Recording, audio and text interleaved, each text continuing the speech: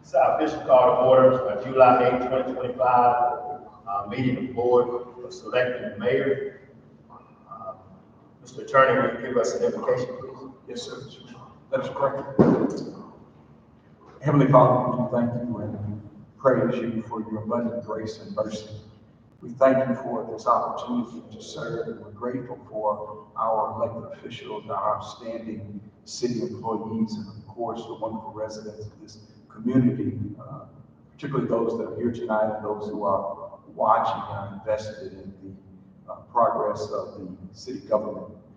We thank you that we have the blessed privilege to live in this community, and we pray your guidance and discernment on the decisions that we make tonight, so that we continue to improve the quality of life in an already outstanding city. It's in Jesus' name we pray. Amen. Amen. Please stand and join me in the pledge of allegiance.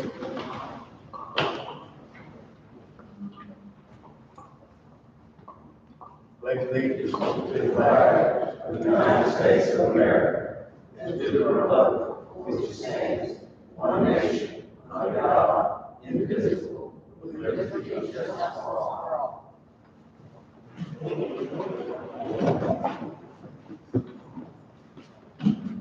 I'll entertain a motion to adopt and approve the agenda as printed. Second. Moved properly second, discussion. All in favor by sign of voting aye. Aye. Any opposed? Motion carries. Before we dive into old business, I'd like to recognize a visitor that we have, Mr. Kevin Everson. He is a distant relative of mine. He's actually shooting a documentary, so this meeting will also be not only live on YouTube like we normally stream, but he's also shooting a documentary that will air at a later time. So I just want to acknowledge his presence. So another word you want to add? You got it. No cussing. Is there any old business to claim my attention? If not, I will entertain a motion to approve the consent agenda. So moved. Second. Moved properly second, any discussion? All in favor by sign of voting aye. Aye. Opposed? Motion carries. Under our new business tab, agenda item 6, the board is being asked to approve a payment request from Perma Corp. The dollar amount is $161,500. This is in relation to our West Churchill Road sewer replacement expansion.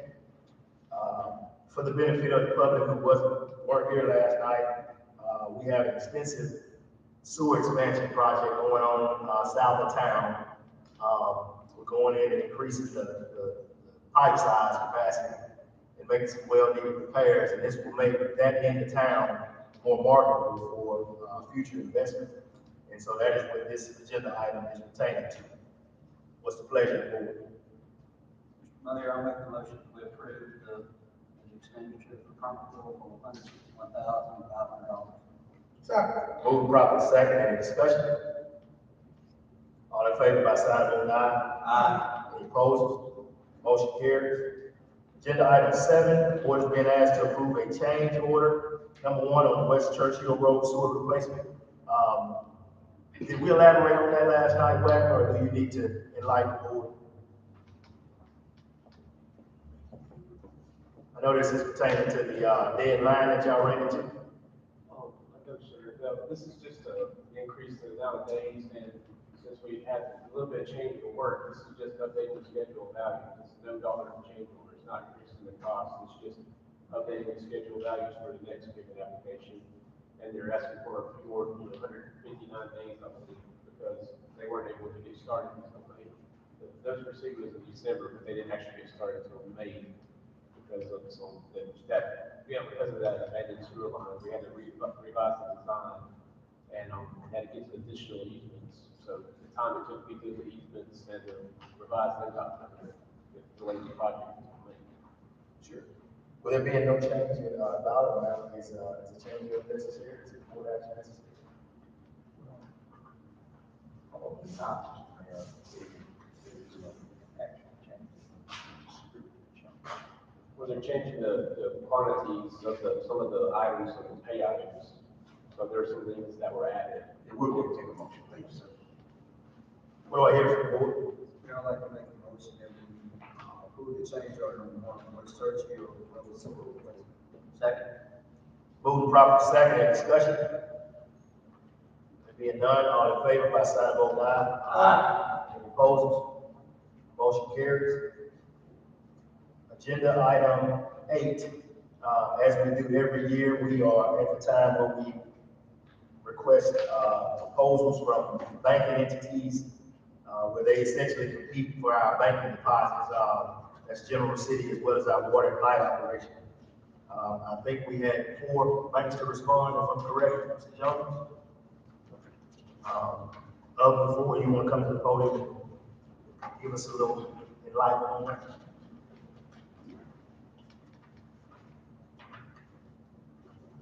You should have in your package the question quotes. I just got, I guess, an update on Cadence Bank.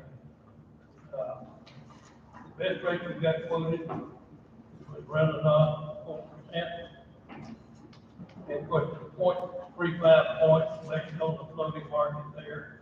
So you're really looking at a rate of 3.65%. We had 2 banks close 2.75%. And another bank that was 3.25 minus 0.35 points. Quote that I just got from Casey here shows that 4.04%, variable interest rate minus 35 BPS, so you're looking at 3.75.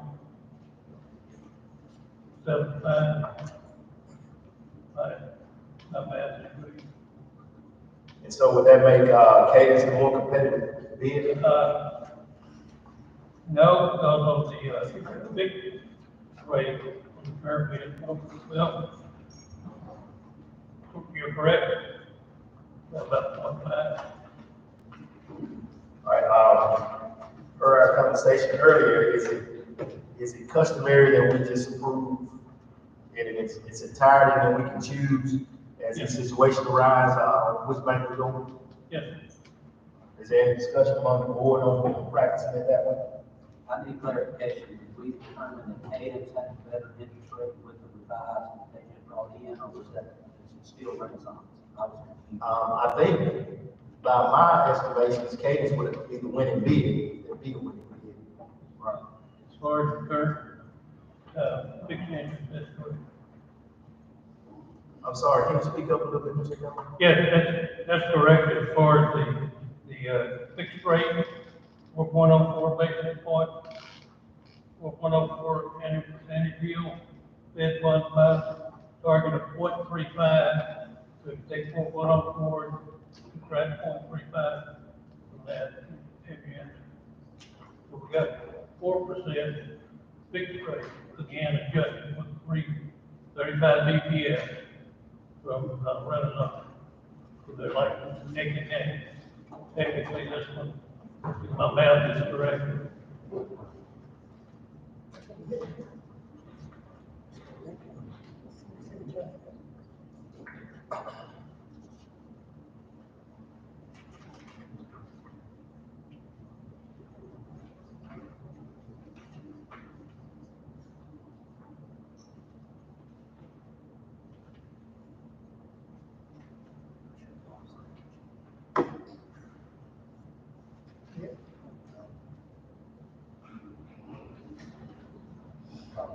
Mr. Jones, for clarity, would it be correct to say that the fixed rate for cadence would be the better deal? Just based on what I just received, it would be. I don't know that you have to go with, I'm not picking on anybody or picking anybody in particular. I don't know that you have to go with that. All of them is depository. The critical part of it is which one of the banks you want to handle our everyday accounts. Will that make sense to you? Sure. So even with respect to what you just said, cadence would still be the better deal. I mean, what we're talking about applies to operating accounts as well. That's correct. That's correct. For both water and light and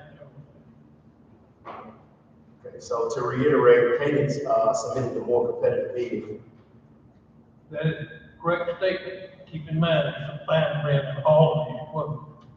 I'd encourage you to look at it. And, All right, if you accept them all, you can pick which one you want your operating fund accounts in. Mr. Mayor, if Cadence had a better rate, of course, you know, if entities fixed, I think that's even more. Because we don't know what's going to happen with the bed and all the talks that go back and forth in the news, but also just from proximity of every day.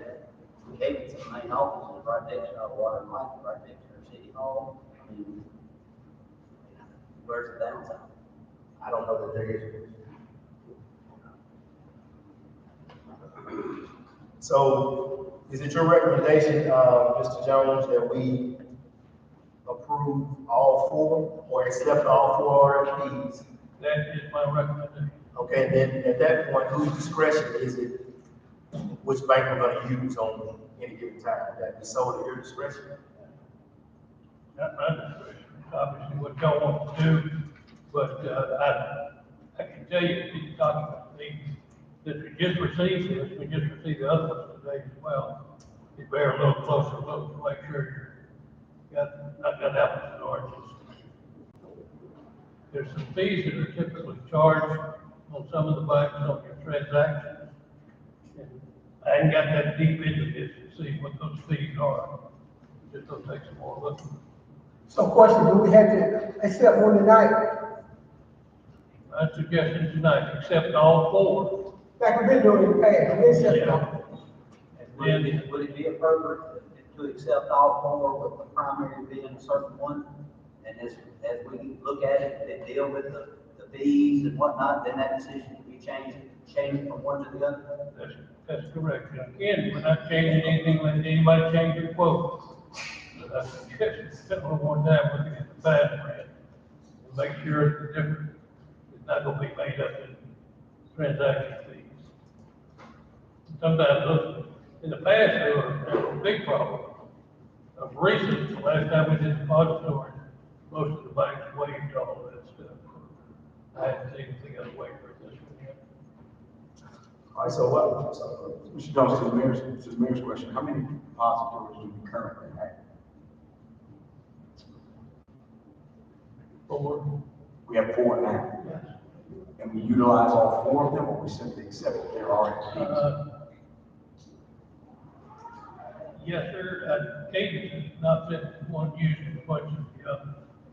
The other thing that you have the ability to do when you accept all of them, during the course of a year, let's say you get another grant from MDA or MDOT or Archives of History, you can take that to any of the 4 banks and ask them to quote the interest rate on that deposit.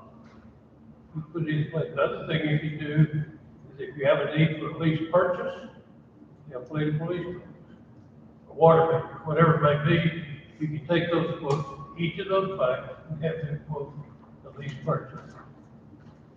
Agree? Thank you, sir. Well, I guess, what the board is being asked to do is approve or accept all four. My 2 cents is that with Cadence submitting this 11th hour bid, and it appears to be that it's more competitive, my hope and wish is that we would shift our operating accounts to Cadence. In the event that we don't find any red tape, that we kick them out of the competitive process. But I don't want, the thing that I don't want to do, Mr. Jones, is have the perception that we just every year use the same bank, same bank, same bank. I'm all for healthy competition and diversity. So I don't think that Cadence has ever had our operating accounts, to my knowledge. Is that an accurate statement? It's been a while. It's been a while. Okay, so in the spirit of kind of spreading it around, since we're all West Point, and they did submit a competitive bid, I would be inclined to move our operating accounts to Cadence. Nobody has any opposition. Well, I just point out on these RFPs that they provided, the last page of the next to last page, each of them is a series of questions where they detail the amount of money that it costs for things such as outgoing wire transfers, stop payments. So it might make sense to look at those for each to see if, you know, a fixed rate, interest on your deposits is the only thing that really matters. Or if they're making up for it on the back end.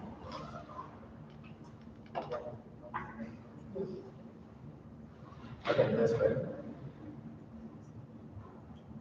So I guess for the sake of, get through this agenda item, is there a motion to accept our report? Mr. Mayor, from the Finance Committee, I'd like to make a recommendation to approve all four bids that were submitted. And also to emphasize the use of Cadence because of the competitive rate that we're seeing on top, so if something comes up, but them being the primary.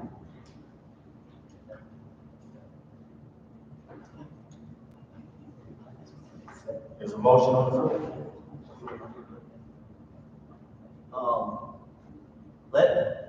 Let the Finance Committee get together to look over the proposals, and then tonight we'll accept all four. I won't amend my motion. Does that make better sense? Second. It's been moved properly second. Any discussion? All in favor by sign of voting aye.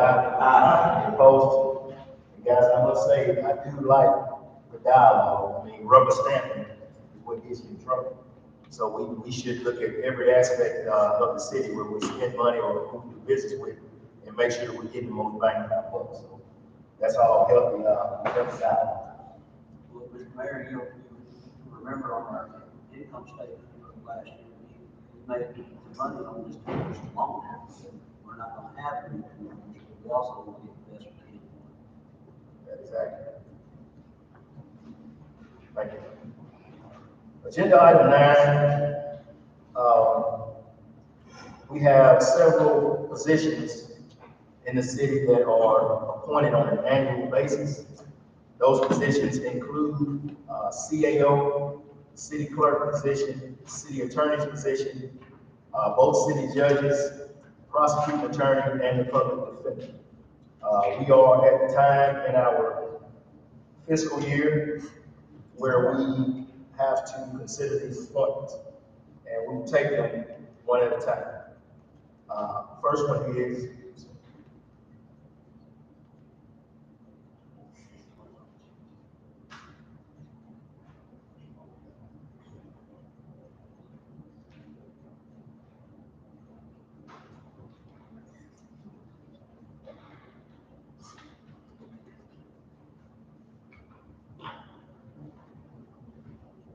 first position for our consideration would be the CAO position, currently held by Mr. Randy Jones. Mr. Mayor, I make a motion that we reappoint Mr. Randy Jones as CAO.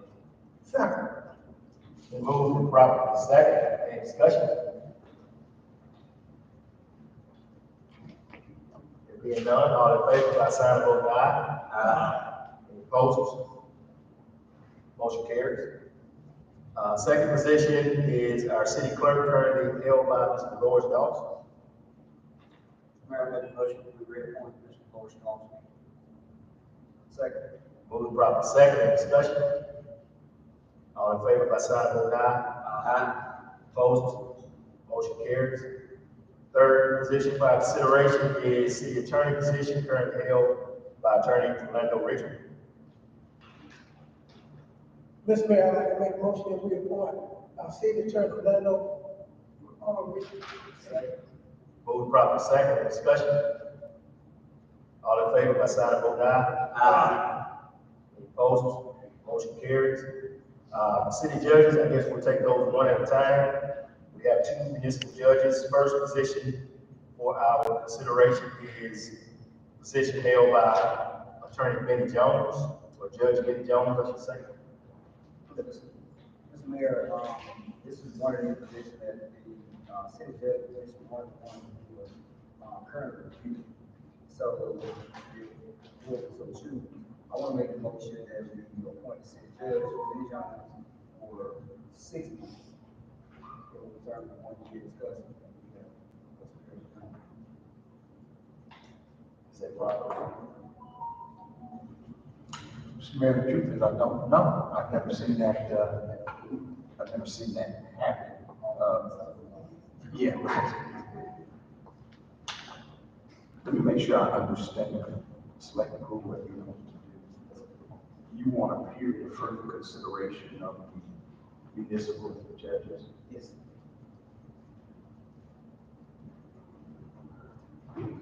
We do the job of us.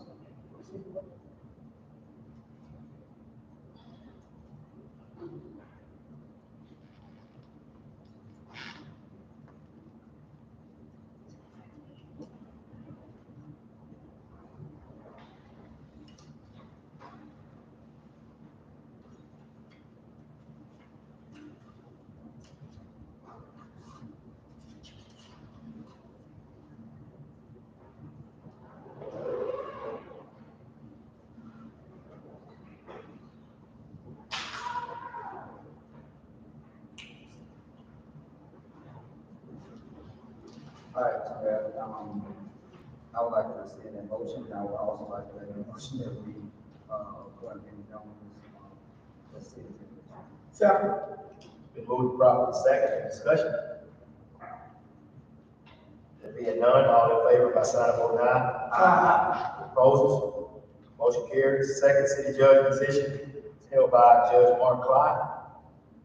I'd like to make a motion that we, reappoint Mark Clyde, city attorney. Second.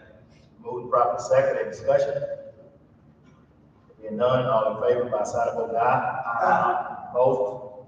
Motion carries. Prosecuting attorney position is next, currently held by Mrs. Robin Brown. Mayor, I'd like to make a motion to reappoint Mr. Robert Brown. Second. Moved and properly second. Any discussion? All in favor by sign of vote aye. Aye. Opposed? Motion carries. Last position is public defender, currently held by Ms. Clarissa Harris. Mayor, I'd like to make a motion that we reappoint, Ms. Clarissa Harris, public defender. Second. Moved and properly second. Any discussion? All in favor by sign of vote aye. Aye. Any opposed? That motion carries. Agenda item 10, for our consideration, we need board approval on mayoral committee appointments.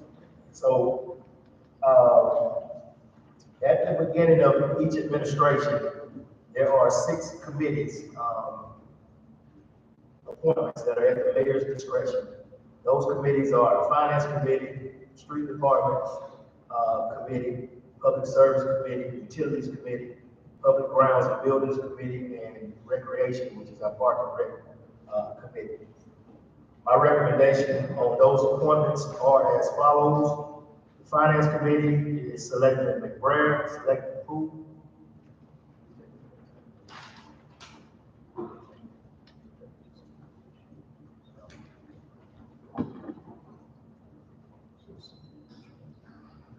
So I'll give my, recommendations and then we'll take them collectively in a motion.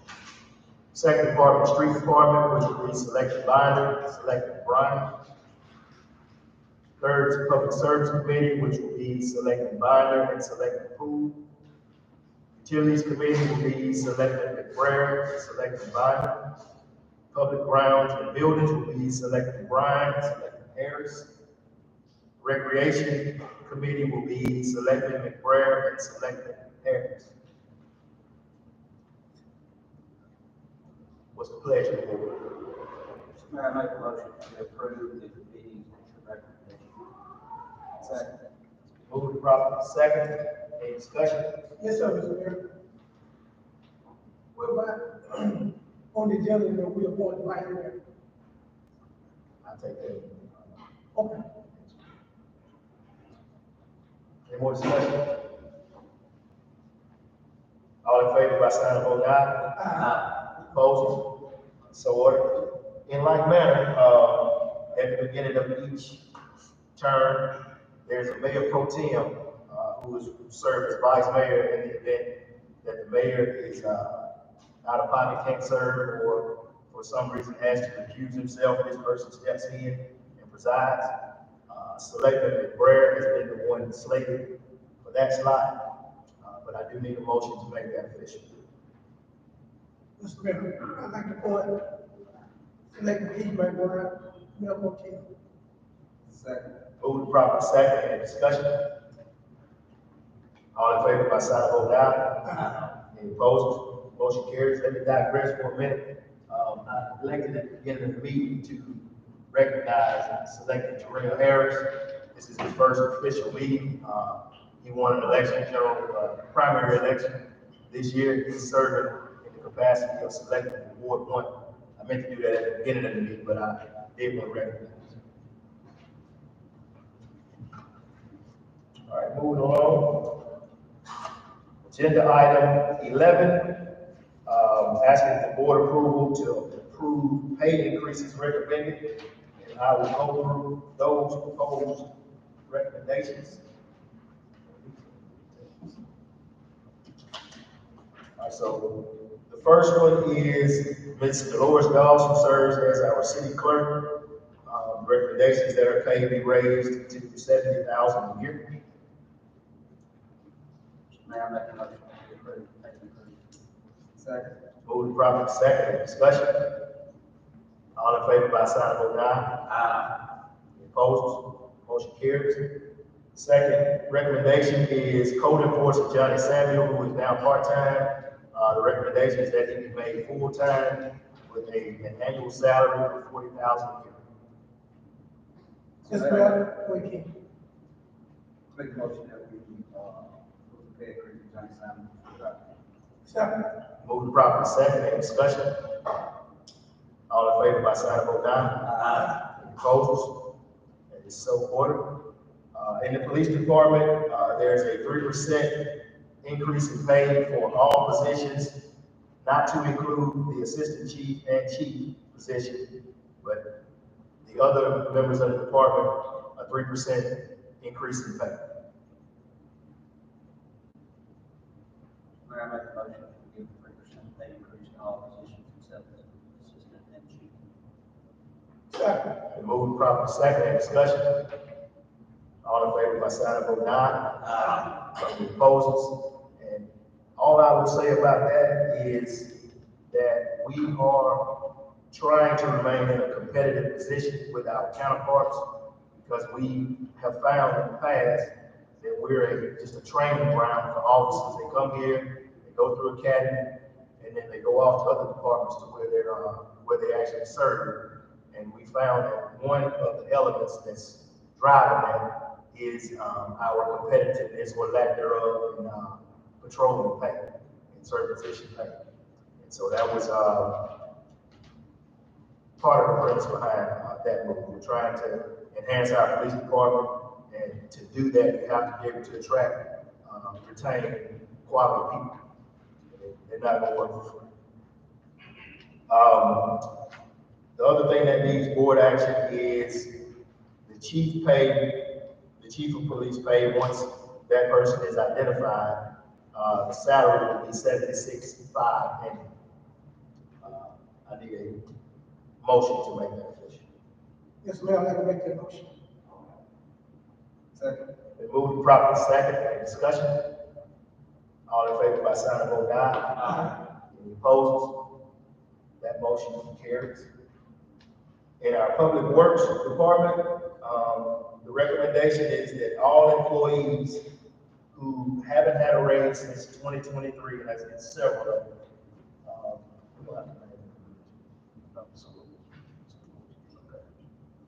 they hadn't had a raise since 2023 and full time, the request is for $1 an hour raise. Mayor, I make that motion, give everyone that hasn't had a raise since 23 a dollar. Second. Moved properly second, any discussion? All in favor by sign of vote aye. Any opposed? Motion carries. In our Park and Rec Department, Park and Rec Director Jerry McDaniel, the recommendation is that his pay be raised to $60,000. What do I hear? Second. Moved properly second, any discussion? All in favor by sign of vote aye. Any opposed? Motion carries. Mr. Longstreet, will you come to the podium and attend to the raises pertaining to the Water and Light Department? Yes, sir, Mayor. Good evening, Mayor and Board and Attorney and Clerk. In the Westmore Electric System, the first would be Patrick Collins. He's doing an exceptional job. Patrick has been promoted earlier to foreman in the water department, and we make a recommendation that his salary be raised to $22.60 Per hour. per hour, from $20.60 to $22.60. $20.60 to $22.60 per hour. Patrick Collins. And just so everyone knows, Patrick has been actually doing his job for several months, 6 months or so, at his old rate of pay.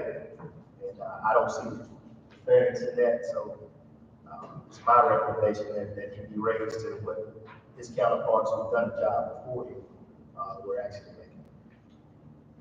I'll make a motion that we accept the recommendation for pay increase for Patrick Collins. Second.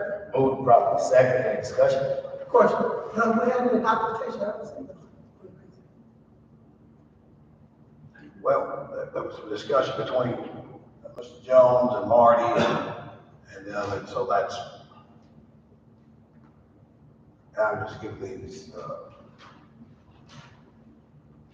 But it is documentation, that's what I'm saying. yes, and documentation and their annual performance review by their superintendent.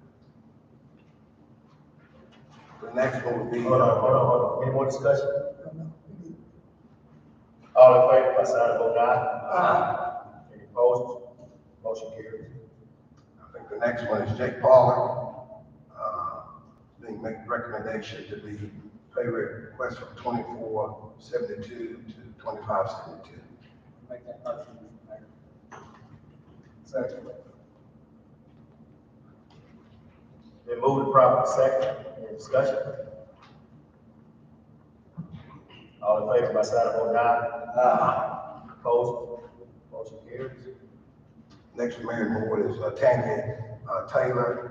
Tanya is the building manager, doing an exceptional job. Tanya has taken on exceptional additional responsibilities and duties due to the fact that our meter systems fail and we've had to do an enormous amount of estimation of bills, cross-training, as well as in our, for our new employees who come in. And a week doesn't go by that a citizen doesn't call and tell me how well she's doing and how they appreciate how she handles customer service and billing issues and problems. And so we're asking that you consider raising Tanya to $26.78 per hour. We have a evaluation here by her employee, and she's got an exceptional evaluation.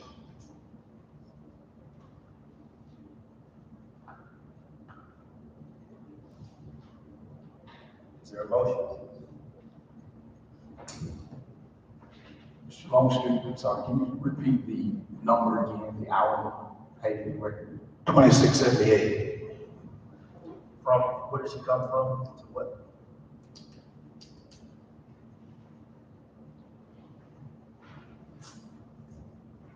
She kept it 24 to 2678.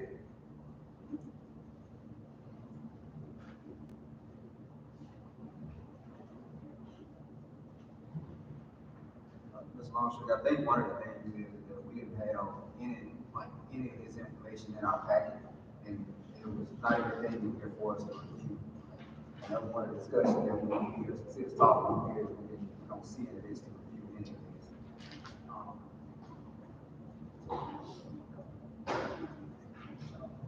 But we can, I make a motion to accept your recommendation. I said, Moved properly second, discussion.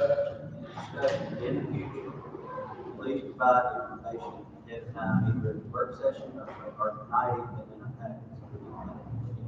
okay. And I'd like to ask that, we need to see all the raises, not only you, Reverend Longstreet, we need every department get a raise. Be transparent, see what's going on. We're in the dark now, we should be in the dark.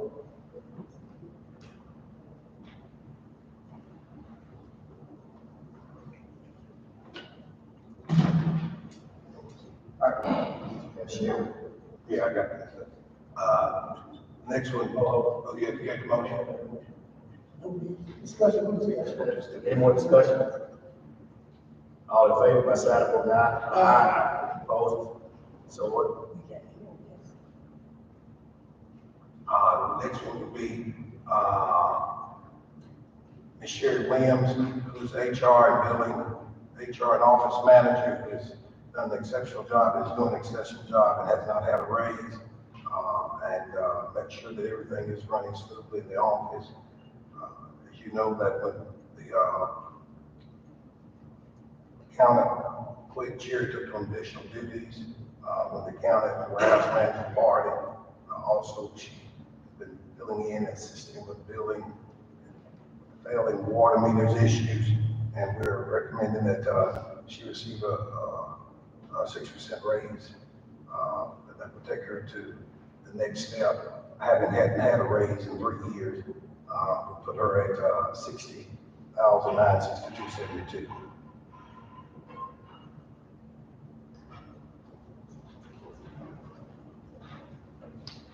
Can you repeat the number again? Yes, sir, $60,962.72. motion that we accept your recommendation, Sherry Williams. Second. Moved properly second, discussion. All in favor, by side of vote aye. Aye. Opposed? Motion carries. The last one will be Sierra Thompson. We were asking that you approve Sierra moving to head teller, head cashier. Sierra does an exceptional job. She's taking on additional responsibilities. She's one of the employees there in the billing office that is always willing to step up. Doesn't like to have any downtime, always asks if there's anything that she can do in addition to her duties, and she's takes the initiative. Has been doing the head teller position ever since Taylor left us, and we feel that's only proper and fair. And she's also serving as a backup purchasing agent and also receiving invoices on the city side. Whereas the former warehouse manager did not want to do it, and she's been willing to do it and to be trained to do it. And so we're asking that we promote her to head teller, a head cashier at the raise of $20.60 an hour. Can I make a motion to approve the recommendation? Second. Moved properly second, any discussion? All in favor, by side of vote aye. Aye. Opposed? And I'll ensure, Mayor and Board, from now on that these, that was given back to me, be given to you all, and put in the packets, and all the others in my regular report that I'll bring up at the appropriate time. I know we have gotten in the past, that's why I raised that question. But I said, pay every department. Right. It was submitted, they've given back to me, so. That's all I have. Thanks, sir. Agenda item 12 is in reference to our police chief position that was vacated by retiring police chief Avery Cook. What we've done in the past is we appointed an interim police chief to serve in that capacity while we conduct a search for whomever is the final police chief. So we are asking the board to appoint an interim police chief tonight now. It's been customary that the assistant chief automatically is asked to serve as the police chief in the interim capacity. So that's what we're discussing at this time. Mayor, I'd like to make a motion to appoint Master Sheriff, Assistant Chief. Interim police chief. AKA real moving properly second, do we include what rate of pay? The mayor asked a question last night, when interims placed in the roles that the active, do they receive associated with them positions? Time and discretion of the board, hire, fire, and establish salaries. In the past, I believe that has been a practice. So I'd like to include that in my motion if he does receive pay from the jury with the position. Moved, and we got a second. Any discussion? All in favor by sign of voting aye. Any opposed? Motion carries. Congratulations, interim chief Elkins.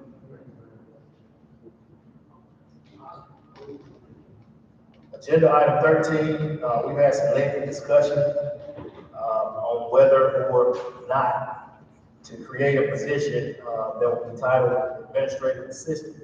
This person, as we envision it, will be housed at City Hall. Their function, we're still kind of brainstorming on what all functions we want to put on this person, but primarily they will act as an assistant to the mayor. They will act as an assistant to our office staff at City Hall, as well as a liaison between the general public and our select. So the way it will work is when customers have complaints, they will funnel those through this person. This person will then disseminate information out to the respective places where it needs to go to get all the respective concerns attended to. We're doing that to try to streamline our complaint situation, because right now it's kind of all over the place. Select people are taking complaints, I'm taking complaints, Randy's taking complaints, and sometimes some things get kind of lost in the shuffle. So we're trying to streamline that, as well as take a little pressure off of our office staff. This person will also be charged with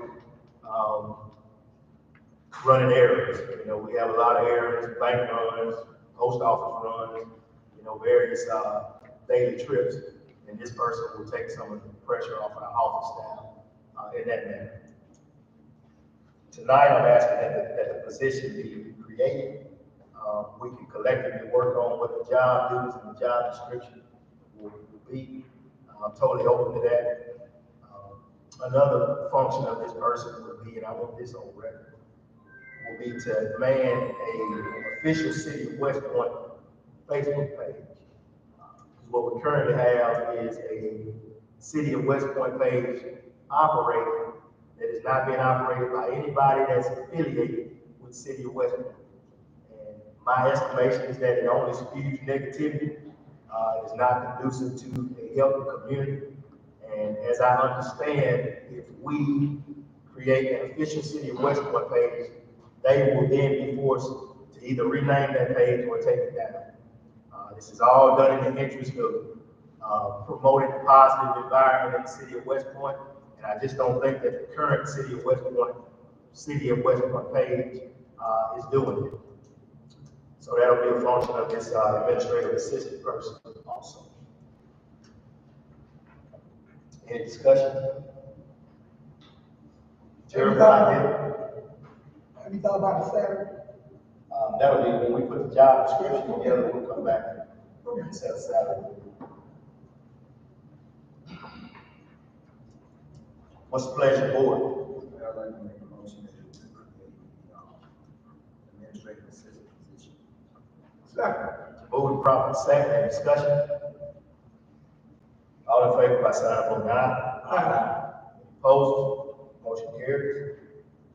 Agenda item 14, last night we had some lengthy discussion about our current transit vendor setup. And for those who don't know, transit vendor more often than not pertains to food trucks or just different vendors who pop up in town, set up shop on a temporary basis, and make money in our city. We currently are trying to get a grasp of what's going on. Y'all, if you ride enough in West Point, you probably notice an influx of food trucks and things of that like. We're trying to put some structure to it because, as we all know, where there are no rules and where there's no structure, there's always chaos. And so all we're doing with this proposed transit vendor policy is putting some structure to it to limit the number of food trucks, to set some hours of operation so that people are not, 3, 4, 5 o'clock in the morning, got a food truck, and it turns into a party scene, and then you got a situation. We're just trying to put a little structure to it. You have that in the packets. Gentlemen, are there any questions about what's being proposed? So for the audience, so we have about, Mr. Ryder, we have 14 trucks now. We have 14 at the present time. The limit was 15, but we allow one more, according to, Mr. Samuel, code 14. I got one thing, about it. So how can we, I'm all for the rules and the regulations, but when you say that you limit it to 15, it's already 14. So do we know where all of these trucks are coming from? My reason for saying this is because if 7 of these trucks only come set up in Clay County 3 times a year, but they're paying their dues, they're doing everything right. So that limits another 7 who might be using this as a full-time job, where they're here 4 days or 5 days a week. How can we? I don't think that 14 number was accurate. First of all, last night, according to what Code Enforcement Samuel told us, is that you currently have about 7 or 8 regular trucks. And so that leaves room for 7 or 8. The number that I heard last night was not 14. No, what he said was 14 has been seen through the West Point, but it was, I think, 7 and 8 that was actually the type that come on a day, on a regular basis, I should say. I have a question. What constitutes a vendor? The snow cone or food? The snow cone? Both, If you say the snow cone, you're a food truck. you consider the, Okay. yes, sir. And another thing I would add that kind of brought this on, I watch our sales tax numbers like a hawk. And I know several other people, members of this administration, watch them also. And I don't have anything directly tied food truck operation to our sales tax numbers, but it was just like clockwork. When we started getting an influx of food trucks, I saw a dip in our sales tax numbers. And so it doesn't take a rocket scientist to know what's happening. We don't feel that some of the food trucks are reporting their sales tax numbers like they're supposed to. And so if they're coming in town, they're not going through City Hall and getting any permits, not paying any, permits or things of that nature to operate, making tax-free money, not paying sales tax. Not only does the state lose, but the city of West Point loses. And as the CEO of the city, I'm charged with cash flow in the city.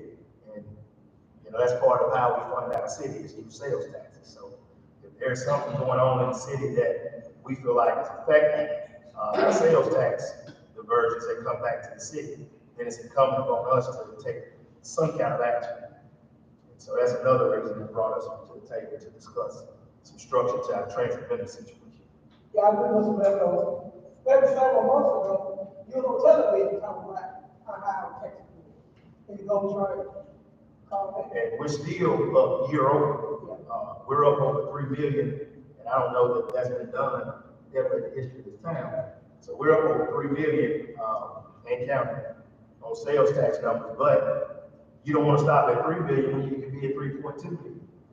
And so I did see, we were trending in a direction, and then we started to see the influx of food trucks, and then I saw an immediate dip in the numbers that we were getting in. And so, just applying a little bit of common sense, I have to think that, you know, that they played some role in the decrease. Not saying that they were totally responsible for it, but knowing how some of these entities operate, I don't think that all of them are paying their fair share in state taxes, state sales taxes, I should say. So we can't really code enforcement, we'll respect, we'll share them out. It actually probably goes beyond that. There is an ordinance in the city of West Point that has specific requirements for vendors. It's a police department issue. Okay. And may I say, Mayor and Board, in the interest for our discussion as a code enforcer, we already had this policy in place, and they're charged, the code enforcer and building inspector, and me look at it and tie it and lead the discussion. And it's unfair to your current, established businesses who pay Avalon taxes, who employ people, who pay, insurance, other taxes that add to the growth of the city, and then you have a transit vendor who comes here and glean from their business, and then ride off in the sunset and do not pay anything. Also, I think Mr. Samuel made you aware of that we have a new sales tax representative of the State Tax Commission who has been assigned to this area, and she's increasing her enforcement. And lastly, she wanted to shut a business down. And so Mr. Riley called me, and so we worked through this situation to make sure that we did not prohibit the State Tax Commission doing their job, but also ask for some leniencies for the local food vendor, give them time to comply. But these policies have been in place and have been tightened up and been scrutinized. So you've always had to see it, Jerry was here when I came in, and since Johnny been in. But we've seen an increase of food vendors, and they are really taking a lot of business from your established restaurants and established businesses. And it has gone beyond that many of us selling jewelry, clothing, and other items. And so we also put that in here, as well as those who come in to pop up on a one-day basis and do not want to comply, because it is the city's responsibility to ensure that she makes sure that all vendors comply with those city ordinances as well as the state.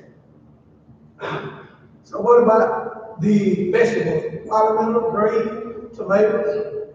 We discussed both produce and seafood, and we have opinion from the Attorney General, and that was taken under consideration, and Mr. Samuel will comply with that according to state statute.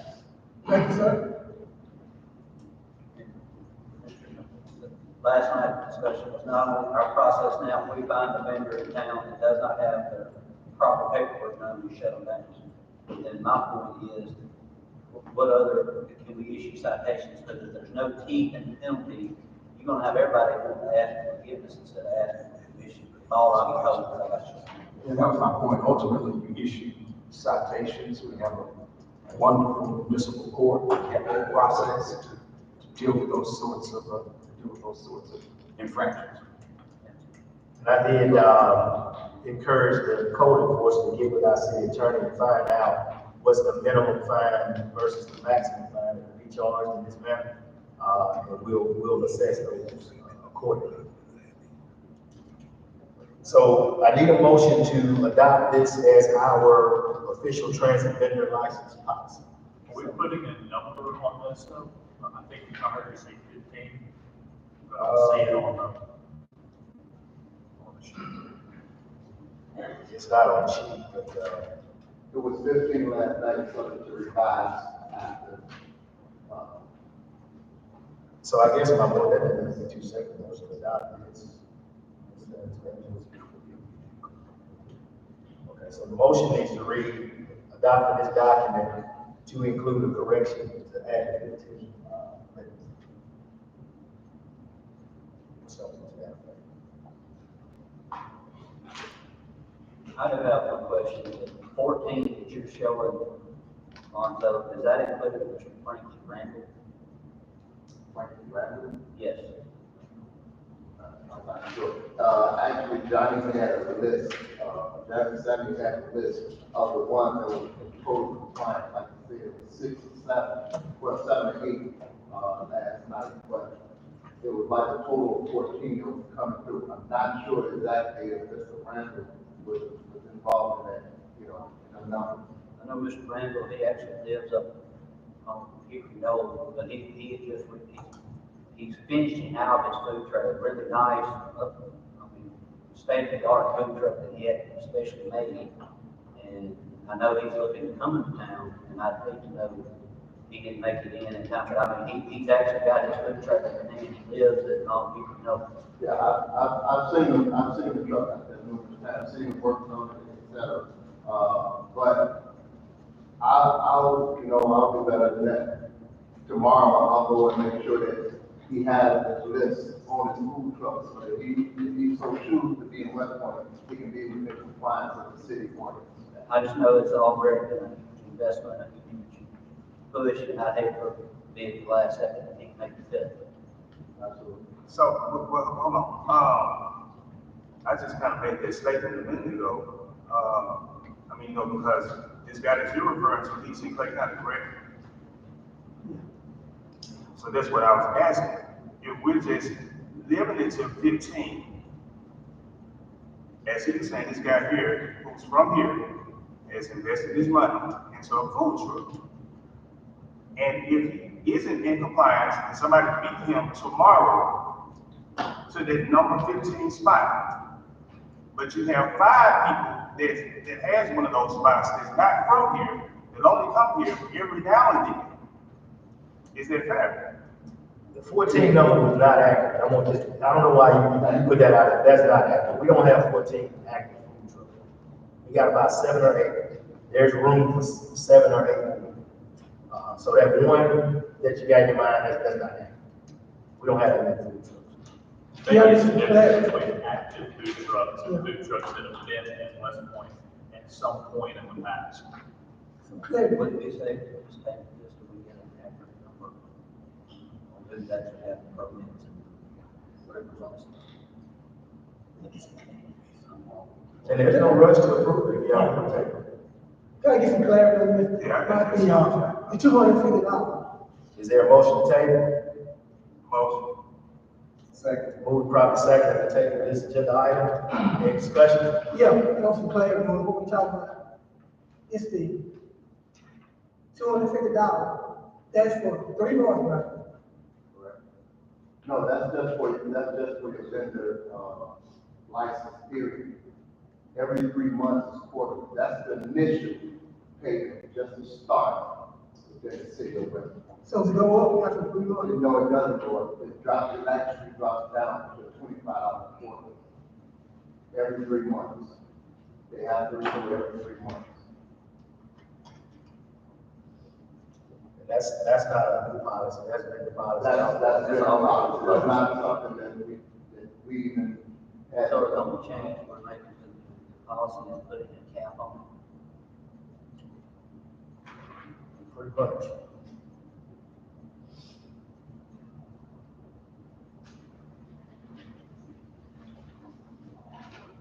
Any more discussion? My question is, do we need to raise it up again? That's what it is. On 250. Well, I think the mayor said we don't have 14, we have like 7. I'm talking about the amount that they pay. I'm talking about. The quarterly amount. We got a motion in the second. We're gonna take it. That was a discussion. Any more discussion? All in favor by sign of aye. Opposed? Motion carries. Agenda item. For clarification, that was a motion to table. Agenda item 15, asking for board approval on a non pro tunc on a 1 mile distance between liquor stores and cannabis dispensaries. Now, this is, to correct an action. Non pro tunc is a Latin phrase that means now for the. That's a very aggressive. And, it's an action that's taken in an official hearing to correct, retroactive, something that was done retroactively. In this case, I think that it was just worded. That's right, Mr. Mayor. It's not unusual in official documents to make errors, just like anything else. When this board adopted a limitation on the distances between liquor stores, that is from liquor store to liquor store, and medical cannabis facilities, that is from medical cannabis dispensary to medical cannabis dispensary, the motion was for at least a minimum of 1 mile between such entities. That's right. The actual document or ordinance had an error in calculating feet, and it turns out that that calculation was about a half mile. And so what we're doing is correcting the written document to reflect the actual vote. But the important part, in accordance with your verifying act, is that it is effective as of the date of the adoption of the ordinance in October. So that's what it is, and it's in the paper. Whoever makes that motion, I'm sure there'll be attorney guidance on the wording of that motion. Mr. Mayor, I'd like to make a motion that we approve the non-pro ton on 1 mile distance between the liquor stores and cannabis dispensaries. Second. Moved properly second. To make the corrections. Any discussion? All in favor by sign of vote aye. Aye. Opposed? Motion carries. Agenda item 16, I think it was also asking for board approval on an agreement to release any and all claims related to Williams Package Store temporary location.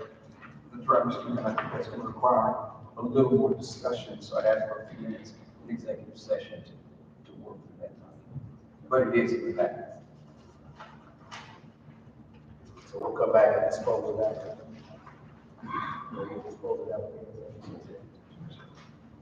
Agenda item 17, asking for board approval to approve an easement and settlement with Ms. Hall regarding the resolution of a sewage issue that we're experiencing up on Highway 45 North. Mr. Mayor, we are ready to proceed with that, and Mr. Johnson helped me, but it's my understanding that there is a sewage issue that affects properties along Highway 45 alternate. The fix for that is acquiring an easement across one of the properties. There are a number of good reasons to do that, involving health and sanitation, the cost of the pumping that's currently taking place. We reached an agreement with that property owner. We've described the property, that is the easement itself as a property description for that. An appraisal has been conducted on that property. It is $5,900 plus. We've made that available to the board. And as I understand it, Mr. Jones, Ms. Hall is all set to go with receiving the appraised amount. She'll execute the deed. We'll begin construction on proper sewer line and stop the expensive pumping activities. I think that's it in a nutshell, Mr. Mayor. Is everyone clear? Yes. Mayor, I make a motion that we approve the easement settlement with Ms. Hall regarding the resolution on the sewer problem on Highway 45.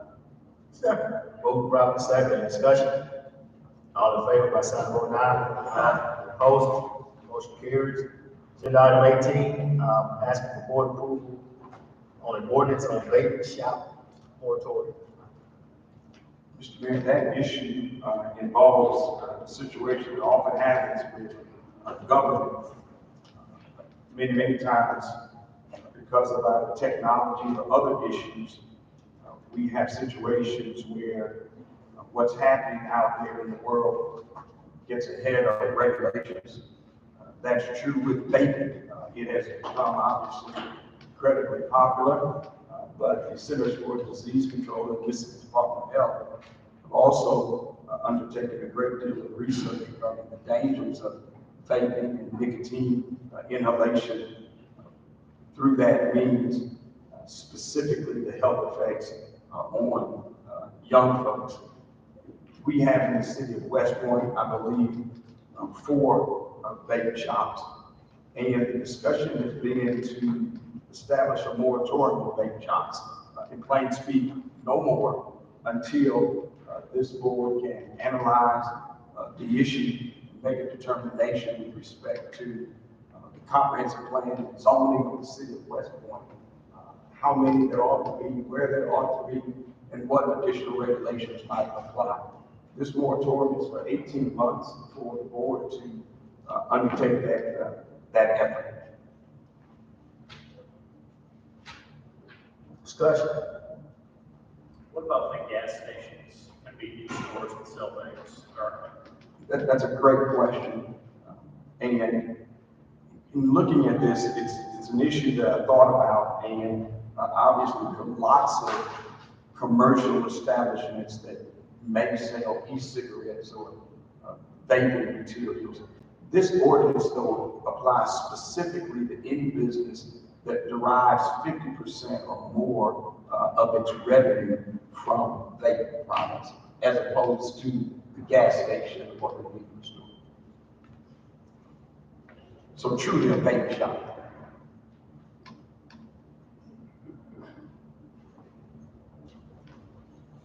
More discussion?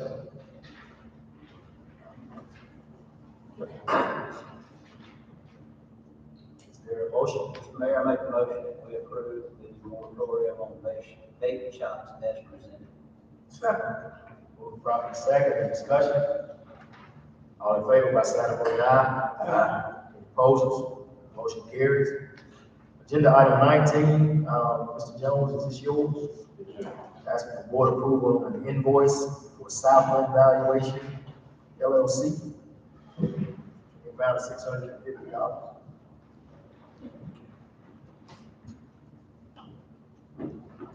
Along with the agreement, easement settlement agreement with Ms. Hall, we were required to secure a commercial property broker appraisal for the property.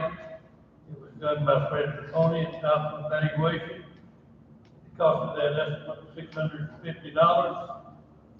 And I'm asking that you authorize payment to Mr. Petroni for this agreement. What do I hear? Yes, Mayor, I'd like to make a motion to approve the board to approve invoice from Southern Renovation LCC for the easement and permit on Highway 45 North in the amount of $650. Second. Moved properly second, any discussion? So this is how you pay it, somebody. And this is to pay the appraisal. For the appraisal. Any more discussion? All in favor by sign of voting aye. Aye. Any opposed? Motion carries. For agenda items 20 through 22, we are officially in public hearing to address a few pieces of property that will be deemed or not as blighted. First piece of property under section code 211911 belonging to Ms. Janie Gibson. The reference address is 1873 West Churchill Road, parcel number 082. D is in David, 415, F is in Frank, 030000, located here in West Point, Mississippi. Mr. Longstreet is standing in place of code enforcement. Good evening, Mayor and Board. As you stated, this notice to Ms. Janie Gibson, due process has been followed. Letter has been sent, registered letter with return receipt, hearing notice. You have in your package a copy of that that Mr. Samuel submitted, as well as pictures of the property, as well as public notice that was placed in the newspaper on this particular property. And it is our belief that the recommendation that Mr. Samuel is making will be considered tonight. Any questions from the board? There being none, I call Ms. Janie Gibson. Janie Gibson. Janie Gibson. There being no one representing this entity, what do I hear?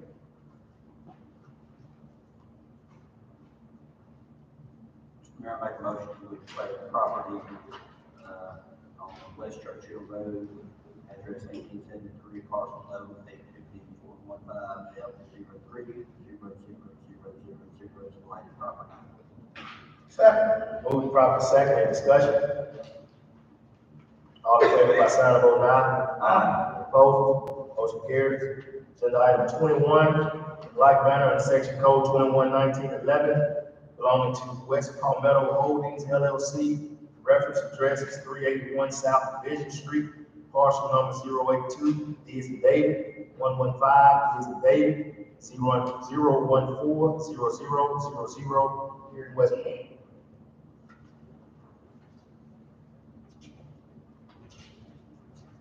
Have all proper notifications been sent out? Yes, sir, Mayor and Board, all proper notifications been sent out, to West Palmetto Holding, initial letter, time and period, which was established by the statute, section 21-1911. Registered letter, the notice of hearing was sent.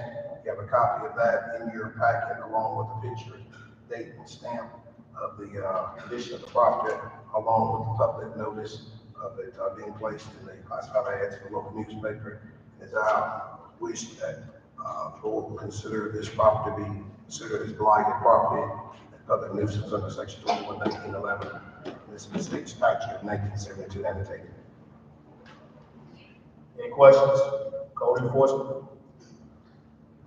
There being none, is there a representative from West Palmetto Holdings LLC? West Palmetto Holdings LLC? West Palmetto Holdings LLC? There being no one present, what do I hear? I make the motion that the property located on South Division Street, blighted property. Second. Move properly second, any discussion? All in favor by sign of vote aye. Aye. Opposed? Motion carries. Agenda item 22, again under section code 21-1911, belonging to Lawrence H. Chandler Estate. Reference address is 498 Griffin Street, parcel number 082, D is in David, 415, A is in Alpha, 0020000 here in West Point.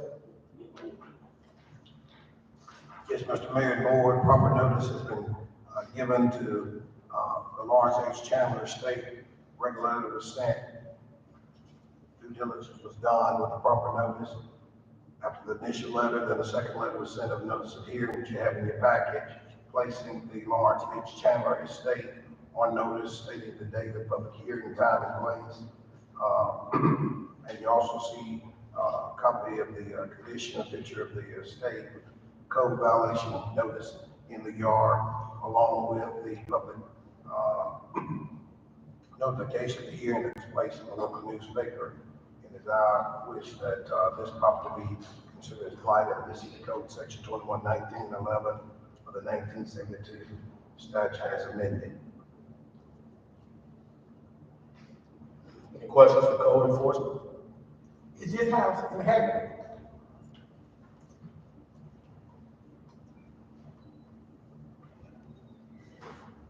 There's a question. No. Mr. Longstreet. No one's in this, no one's in saying this. It's Jesse Graham of the House of Hope. To mow overgrown grass on the property at this time, the condition of the property is in violation of Article 4 of the public nuisance state statute law, and this is the regulations generally Mississippi Code of 1972, under section 21-17-17-1 and all. And at this time, this is, I think, in your particular ward, Mr. Biden, is that correct? This is in your ward. No, sir, Ward 5. Okay, but we've had this property on this, this is the second time it's come up, and they're not maintaining the condition of the property. At this time, he's recommended that we, consider it blighted public nuisance for the grass be cut, which if you, the board, considers this, to give the city 6 times to cut the grass and make the assessment and add it to the tax roll as a special assessment. Reverend Longstreet, what's the status of the taxes on this property? He didn't have that at this time, Councilor. I was interested because you mentioned that this property had been before the board before. Did the city clean it up the last time? Yes, sir. Do you know whether or not fees were paid as a result of the city cleaning up the last one? I don't know, since I'm not in the tax area anymore, what we normally do is at the appropriate time and place, the code enforcer is responsible for placing all of these properties with the proper documentation, with parcel, how many times what has been done to the property. I get the appropriate signatures of the mayor, CEO, and he, and myself, and then pass it on to the clerk to be assessed as a special tax. Normally, Ms. Dawes can speak to this now, but in my past experience, most properties that have special assessments, normally they're not deeded on, either struck to the city or to the state. And of course, we don't do a special sale in office hours. It's the first Monday in April of each year. I'm just trying to think through a comprehensive approach, because I mentioned that before with respect to uninhabitable properties, right? That have to be destroyed, have to be condemned, torn down. But I'm just wondering about the increasing length of this list and have a plan to actually deal with this. We can go in, we can clean it up. I'm sure the mayor board would be happy to have these properties that are much better condition, but we gotta think through a plan, despite the intent of the statute, to effectively deal with demolishing due process rights, those properties that are uninhabitable. And then secondly, we can cut the grass and do all of those things, but the reality is we're never gonna get those fees back. We're never gonna get that money back. Then we have to have some other plan about how to deal with this. But anyway, that's just to satisfy my curiosity on that. For what it's worth, it's this property is homesteaded, and so there's no tax that has to be paid on it because of that. And to speak to that, Councilor, the mayor is charged, the code enforcer, building inspector, and the planning and development office, and we have followed your recommendation, and we have gotten with Public Works, with Fire Department, and we have begun to demolish some of these properties now. To the extent that what we're gonna do with it later is a question of that nature. He's given us a direction, but he's challenged them, and I've been privy to be in those meetings since they fall under my supervision to make sure that they do that. And and I know that the mayor certainly is interested in this, but many municipalities face this. And I spend half of my weekend in Jackson, and it just comes a time when you have to go through the process. You have to clean up neighborhoods by tearing them down, clearing that money. Well, to echo your sentiment, Attorney, I have asked that code enforcement work in conjunction with building inspector and public works with your guidance to make sure we dot the i's and cross the t's and actually put some action behind some of these black properties that we've already given life. We'll get that done, Mr. Mayor. Of course it does. So, but not anybody living in the house, city, claim on the state. Well, yeah, that's a different issue, right? What we're talking about is properties that literally nobody should live in. They don't even condemn them, they destroy them. Just great. You got a picture of it in your book there with Yes.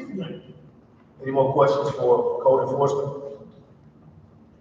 There being none, is there a representative, Lawrence H. Chandler Estate? Lawrence H. Chandler Estate? Lawrence H. Chandler Estate? There being no one present, what do I hear?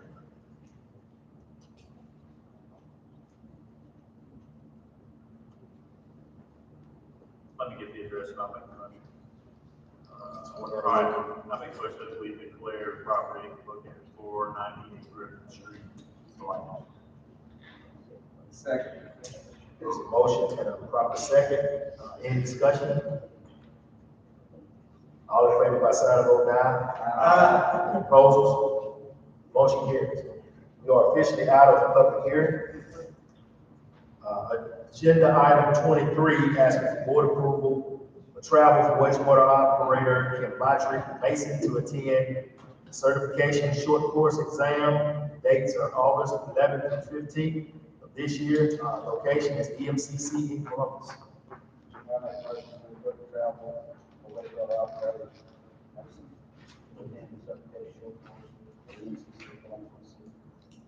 Second. Moving properly second, any discussion? All in favor, by sign of voting aye. Opposed, motion carries. Agenda item 24, asking for board approval for travel for fireman Skeeter Busman to attend a rope rescue class August 4th through 8th this year in Pearl. May I make a motion to approve travel firemen, Mr. Busby, to attend the road rescue class on the dates given from the city. Second. Moving properly second, any discussion? All in favor, by sign of voting aye. Opposed, motion carries. Agenda item 25, asking for board approval for travel for fireman Hayden Bob to attend the Fire Academy class, August 10th through October 2nd this year, also located in Pearl. May I make a motion to approve travel firemen Bob to attend the fire academy on the dates given from the city. Moved properly second, any discussion? All in favor, by sign of voting aye. Aye. Opposed, motion carries. We'll move into department head reports, starting with, Mr. Bronzo. Good evening, Mr. Mayor, Board of Selectmen.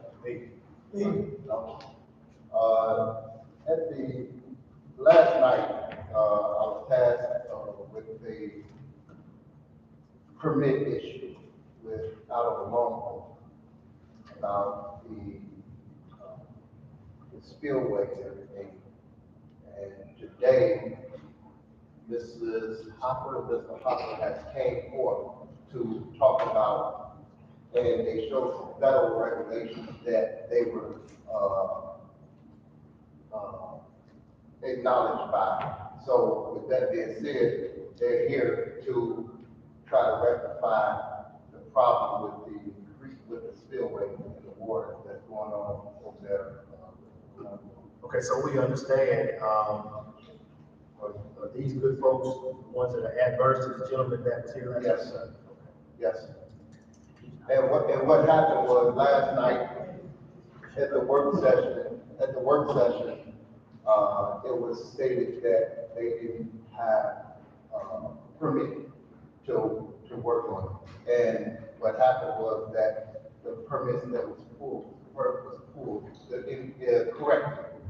But I went out there today to do my due diligence on finding out a little bit more on what the city has. And I know it's, beyond what the building inspector, code enforcement, or the water department has to do. I think it goes up above and beyond to the tutorial. And, So let me ask you this, Mr. Ryder, are you saying that the proper permits were pulled beforehand? well, they didn't pull a permit for that particular, for that particular job. Okay, And as far as federally, she showed me in there where the federal, state, hold on, just a minute, she showed me where it was some state regulations where they followed the state regulations far as permitted by, so it wasn't permitted in stores as far as cities and such.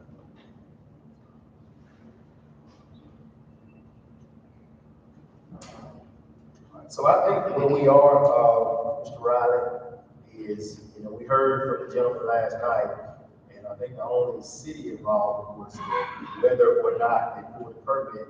The rest of it becomes on the state and federal level, would you agree?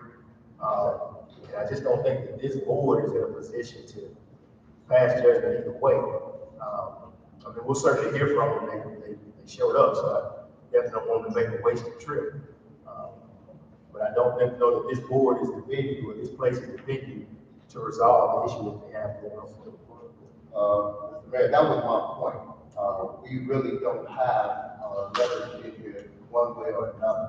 It's the Army Corps of Engineers that need to be notified or to rectify this problem. It becomes more of a civil matter than us on a permit. So I had to do my due diligence as far as seeing what it permitted. So it wasn't. And after that, I'm just saying that it's more so based on state and federal. So it becomes more of a civil matter.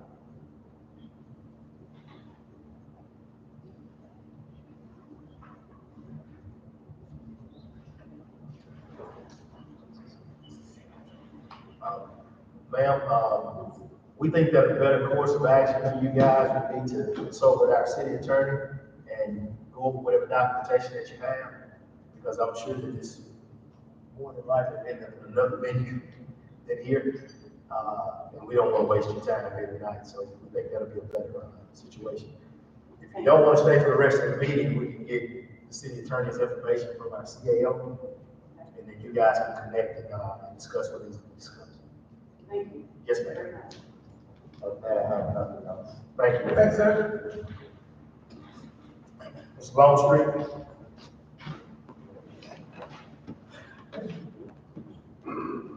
Thank you, Mayor. In your package, you should have resignation of Tyler Nelson, who's retiring as apprentice lineman due to medical issues. Tyler was a very good lineman, apprentice 3, but because of his health, he no longer can continue on. And so we ask that you receive his letter of resignation.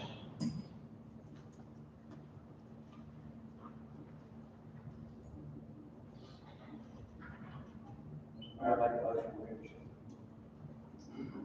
receive the letter of resignation.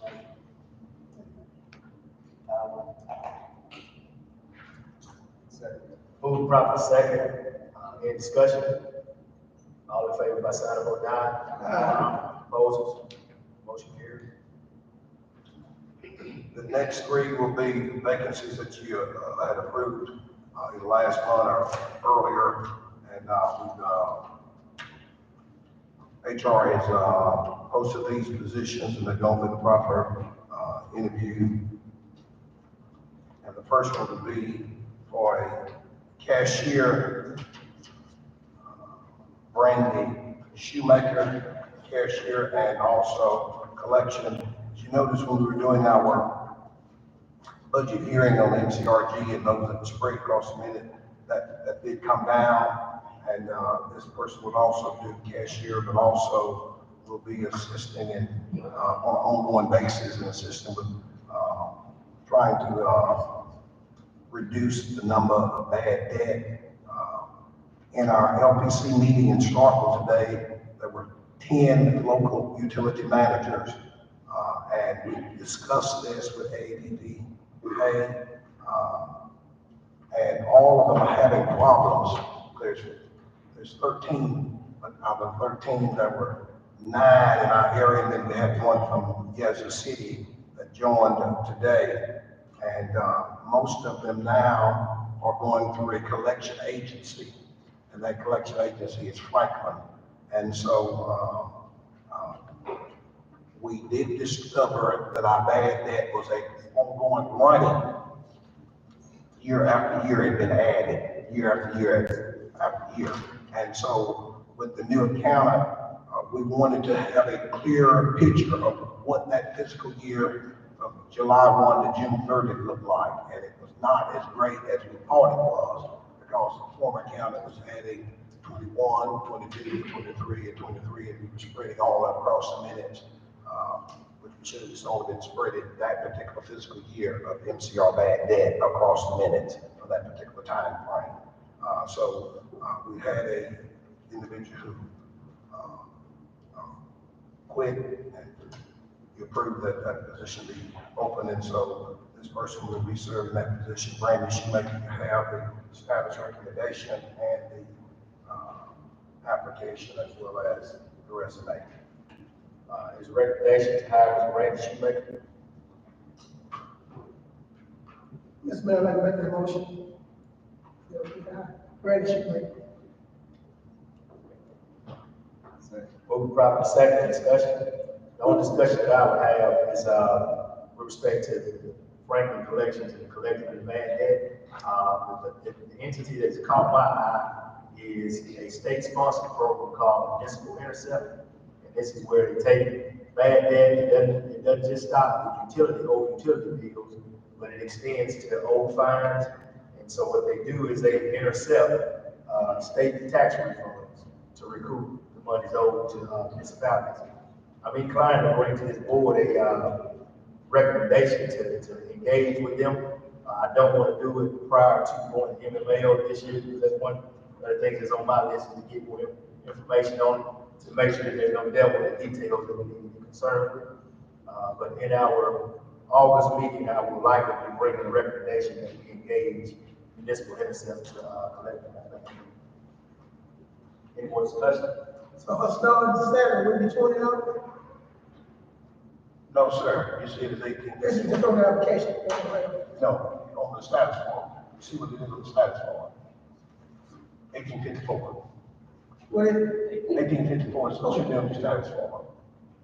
Gotcha. Thank you. Any more discussion? All in favor by sign of vote aye. Okay, we have Any a, opposed? Motion carried. My eyes came in a little slow, I had to give time.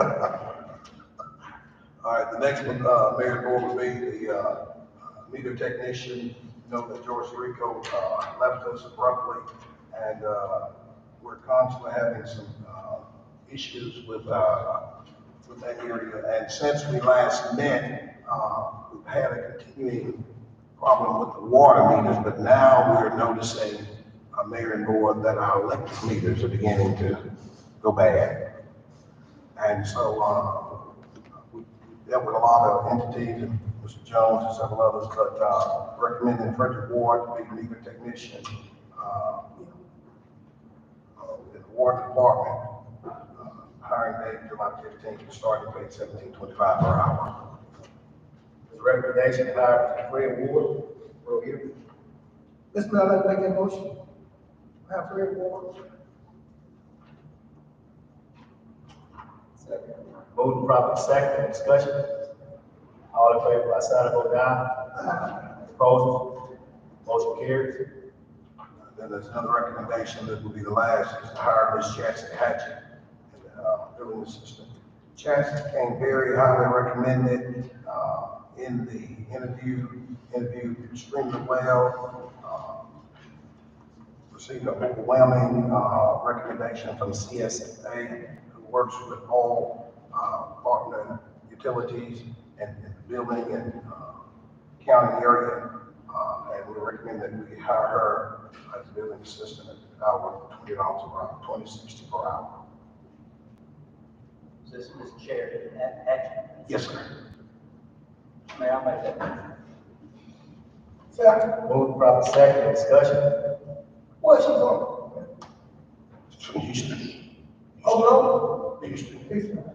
She works at Oklahoma now. Okay. Any more discussion? All in favor by sign of vote aye. Opposed? Motion carries. I would like to, Mayor, thank you and the utility committee. You have your financial statements for both water and electric. We're trending in a healthy trend for our fiscal year, and I thank you for your support. And we're trying to make sure that we streamline all of our departments in that area and make sure that we stay on budget. We will be having a staff meeting on this on tomorrow at 1 o'clock, where we'll go over all of those items that the mayor charged us. And every month, the department head meeting to make sure that we stay within budget, and we'll be implementing some new policies and procedures. We still have the warehouse manager position open. And of course, you have some good candidates that have knowledge of utility equipment and parts, because what's probably is when we just finished doing the inventory for water and sewer and inventory for electric, there's some implications, and you really got to know those parts, so that we know when we receive those parts, take them in and when to take them out of inventory. If you don't know a 2-inch couplet from a 3-inch couplet, an 8-inch pipe from a 6-inch pipe, you don't quite understand, can't operate the forklift and other things. It makes it very difficult for us in the electric department. And when it comes time for the accountant to do the inventory, and they do a test on the inventory to make sure that what is being used is being taken out of inventory, and we have a full accounting of all the inventory. So that's a lot of money, and so we want to make sure that we get the right person, and we want to make sure it's done right. Can we expect a recommendation in office? Yes, sir. Thank you. Anything else? Thank you, sir. Chief Will? Beyond what's in my normal report, I think I've got is, congratulating the guys from rodeo this past weekend, bringing on the road. So, I'm just That's kind of unfair, for 85, because waits all day. When I go up against regular Joe. We're sending one to the road course right now. Yeah. Getting ready to take you. And no one wants to walk around.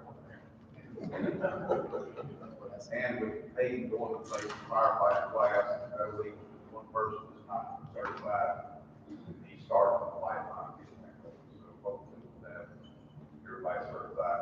And then every weekend. Awesome. You're gonna arrange that meeting where we can start, dialogue about a new, fire engine. Yes. That'll be the new one. Okay. Any questions for fire department? Mr. Cox, Public Works. Other than the recap of last night, we got a chance to, like I mentioned last night, Jared with Brandon. And in the morning, we'll be at 2:38 East Brandon, doing another swim on property. We got all the 811 clear to go in on the rest of the property. Just waiting on the cat to the gate. You know, I know we talked about this in 8 o'clock meeting. We created a communication chain via, email. I talked to, Mr. Sanders this morning. So we're gonna pull the trigger tomorrow. God, we continue to, Friday. Okay, appreciate it. Thanks, Chris. And, Mr. Mayor, some, if then, they say it'd be rolling, sanitation, been down there. Also, two trucks down there, they shut up. Appreciate that. Any questions for Public Works? Yes, sir, I have one. Chris, how you say the young guys working out, we have, Make no guys look bad. big old guys, So, yeah, they work out. that's good, that's good. Police Department, interim police chief Evans. Good evening, Mayor, Board, City, City Clerk. Just have a few things to bring to you guys' attention and a couple things on consideration to accept resignations. First resignation is no meeting to Marcus. Is there a motion to accept Marcus Luce's resignation? Resignation? Second. Moving proper second, discussion. All in favor by sign of vote aye. Opposed, motion carries. Thank you, Mayor and Board. Second resignation is going to be written out. Yeah, out.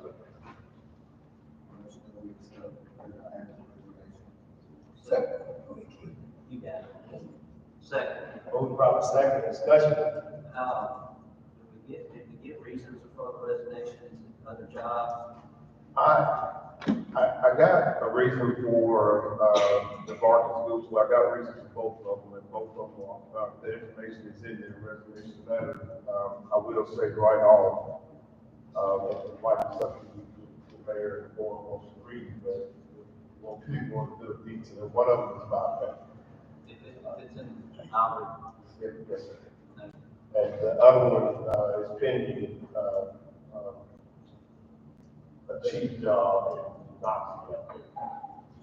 These guys have been here, and just got on the board, right? They haven't been here. News officer, he wasn't here, That's what I'm we saying. took the job and, So to my earlier point, we gotta figure out how we stop the revolving door in the city of Westport, because all we are currently is training. For somebody else to benefit. Definitely, Mayor. Couple more things, official not a resignation, but a retirement letter from Lieutenant John Langford. We ask that the mayor and board accept this official retirement. So we accept the retirement letter. Second. Moving proper second, discussion. All in favor by sign of vote aye. Opposed? Motion carries. Thank you, Mayor and Board. Last thing is, asking for you guys' consideration to, have, Chief Avery Cook to come back as an auxiliary officer.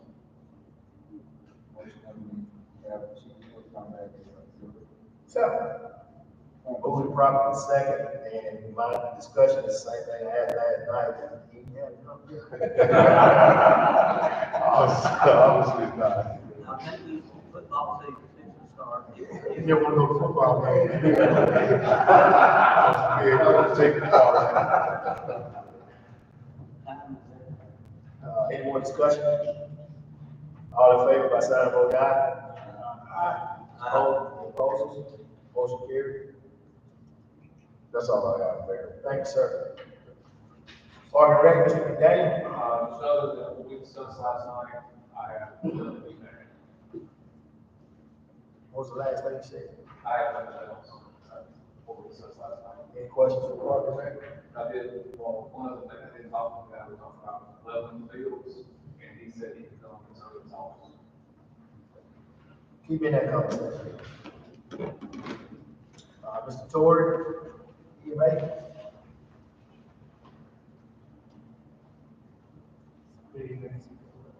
Other than what's in the board report, the water department is working a large water outage east of town. They should be restoring water there. The EMA office has been prepping and reviewing railroad policy and procedures when it comes to train accidents.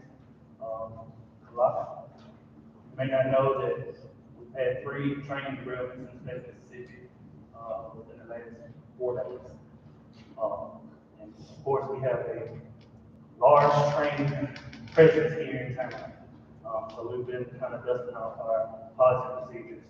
We're going to be pushing that out to the different department heads to make sure that they are aware of what to do, when to do, to make sure that we're where it needs to be. Has there been a determination made of what's causing these derailments? No, sir, not as of yet. The worst one was up in Tallahatchie County, where they had approximately 12 rail cars that derail and catch fire and evacuations, all that good stuff. Are we talking about freight trains or Amtrak passenger trains? Freight train.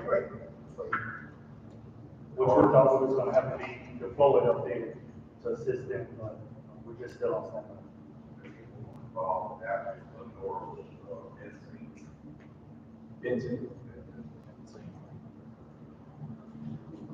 Also, the talking points, which I requested last night, should be in your emails. There should be a short version, and then there's a long version. And that's regarding the conversation between the city and the wireless commission and to the different delegates about the lack of coverage of public safety areas. And so I guess our whole assignment as an administration, we can make sure that we disseminate those, that correspondence to our respective delegates in Jackson. So we can try to get some funding, some help on that. That's a huge issue. I don't go into too many details about it, but we're putting our first responders at risk, not being able to communicate in certain settings, and that's just not okay with me. So we're working on trying to find a solution to that problem. Will our county supervisor buy into MOU? I'm not sure we haven't got that far. But it benefits everybody. It'll benefit, it definitely benefit everybody. Yeah. Pass, new M&A service?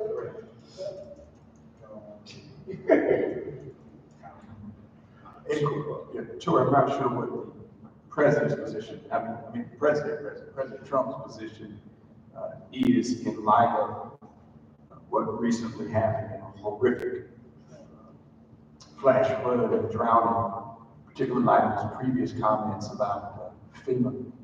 But have you received correspondence from the state in preparation for the state taking on increased responsibilities in the emergency management space if in fact the president continues with his current line of thinking? We have, I had a visit by the deputy director of the state.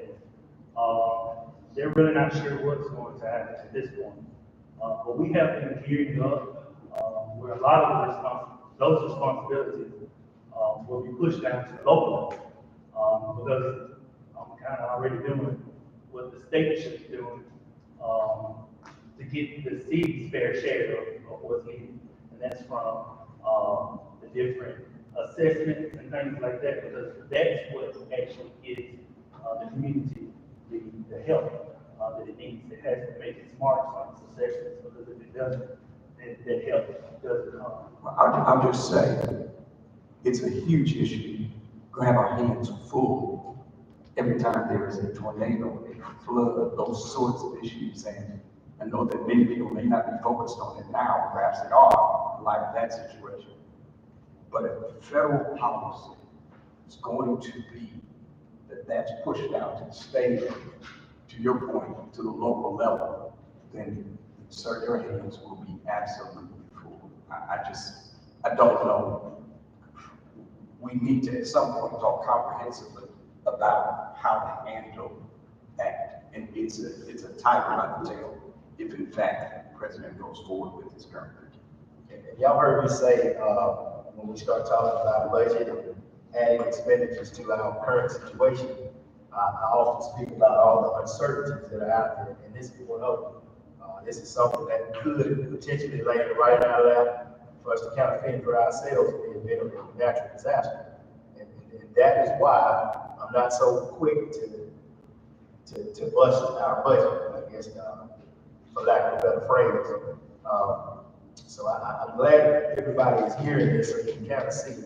That's just one uncertainty. There are several uncertainties coming from the federal level as well as the state level. And we just don't know at this point, from a municipality standpoint, where we're going to land and what we're going to be responsible for paying for. So it would be foolish of us to spend up all our reserves, not knowing what's coming, 2-3 years down the road. Good point. As for the notification, how you feel about our system? Right now we went from CodeRed to HyperReach. HyperReach is pretty good. It's a whole lot user friendly for us getting messages out that we have to manually. Right now I'm waiting on Mr. Marty to let me know about a possible boil water notice for the people who are out. So we're able to kind of push those out a whole lot easier than we did with CodeRed. As long as the people, everybody sign up, whether you sign up or not, we actually have the ability at the local level to push those messages out by TV, radio, phone, whether you sign up for it or not. Because we're one of the fortunate enough counties put in the work to where we're able to actually do it. How do they work in the county? They work pretty good in the county. It's the same way, same way. Right, if you sign up, you get the regular weather warnings and things like that, but we can actually push out different messages before they respond to be pushed out. As far as the sirens, the one don't take no fiction. We are working on it because it's in Any more questions for anybody? Fingers crossed we don't have that disaster. Don't have to finish those things. Thanks, sir. CAO Jones.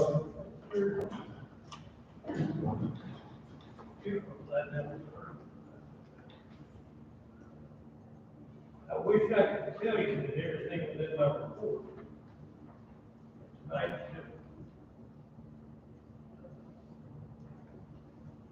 I'm gonna need some advice from the counselor to a couple of issues that I think if y'all choose to have an executive session, we'll talk about. I do have two good news things here, obviously good news. We have two other employees. Mr. Rufus Hughes on our water crew, been with us about a year and a half now. Got nothing but good comments. I don't have multiple copies, but I got all the paperwork for you to see it. We recommend, his current pay is $14.42, recommended get a dollar raise of 50. Rufus Hughes on the water. When was Mr. Hughes' last raise? contribution do you have? Year and a half ago, Year and a half ago? when it was first hired. First place. Recommendation on the floor. You said how much of a raise? $1. $1. I make that motion, we adopt the rate, please. Second. Moved properly second. Is there any discussion?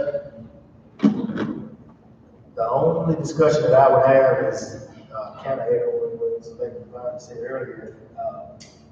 Kind of would like to know about these before we come in this setting, because, there were several people who requested raises that we told that, we're not giving raises every year. You said a year and a half, which kind of doesn't put him in that classification, but he's almost in. So just going forward, I don't like being a little late, Any more discussion? All in favor by sign of vote aye. Opposed? Motion carried. And on Mr. Lieutenant Jenkins, I do have all the paperwork I want to read. That's all I got.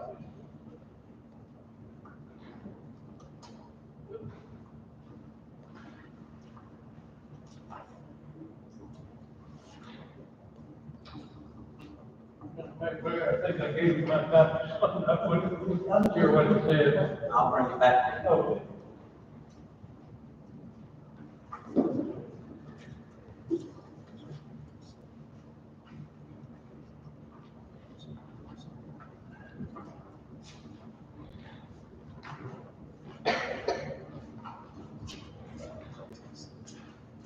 He's been doing a great job at the water treatment plant. And Lawrence White thinks a lot of him. We have a full report on the full evaluation going to next. He's going into the third year. Test on performance. 1825 to 1975. That's a recommendation. Yes, Are we clear on the recommendation? What do I hear? Mayor, I make a motion to approve the, looks like $1.50 raise for Mr. Jenkins as presented. Second, Moved properly second. Discussion? what's his qualification? What's his certification? water treatment. Mark, you here? Yes, sir. What's his certification? He's heard, he's ready to go with his, class certification. He's at the level of the class and operate, he's actually running treatment right now. Yes, sir. Thank you. Any more discussion? All in favor by sign of vote aye. Any opposed? And so we'll take a second to kind of give a couple of kudos out. We got some outstanding employees throughout the city.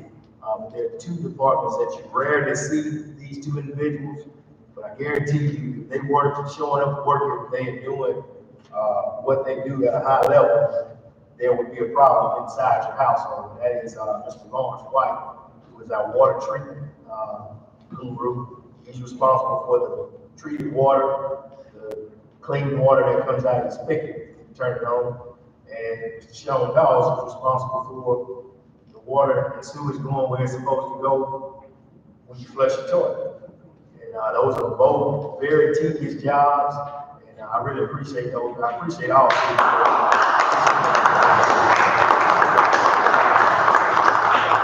If you ask anybody, what's the two most important things in the municipality, you'll hear is water treatment and your wastewater treatment. Those are very, very important to a city, so appreciate you. At this time of the year, electricity with that air conditioner, Mr. Thomas.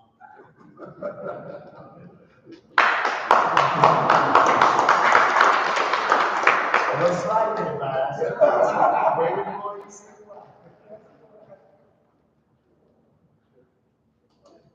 Dave, Mr. Jones? Well, it's like the county. We had 2 letters of complaint. One on an employee. We're gonna handle that in executive session. Oh, I was gonna ask, we need to do that in executive session. Yes.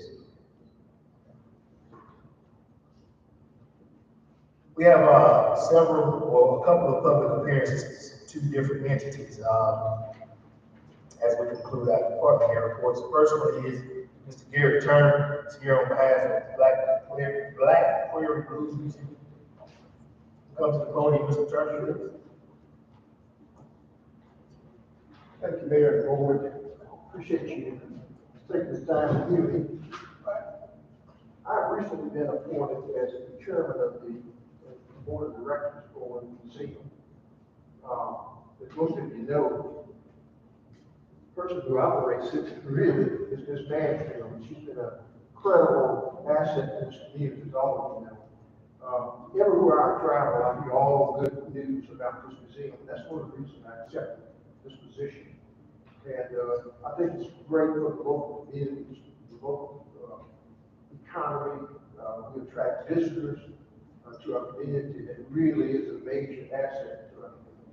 All of you know that locally we have a lot of great musicians, and sometimes they don't get recognition, and that's one of the things you come out and what we do. I'm not going to keep, because I know you've been there a long time, and they're coming to me. I just want you to hear from her for a minute. Thank you.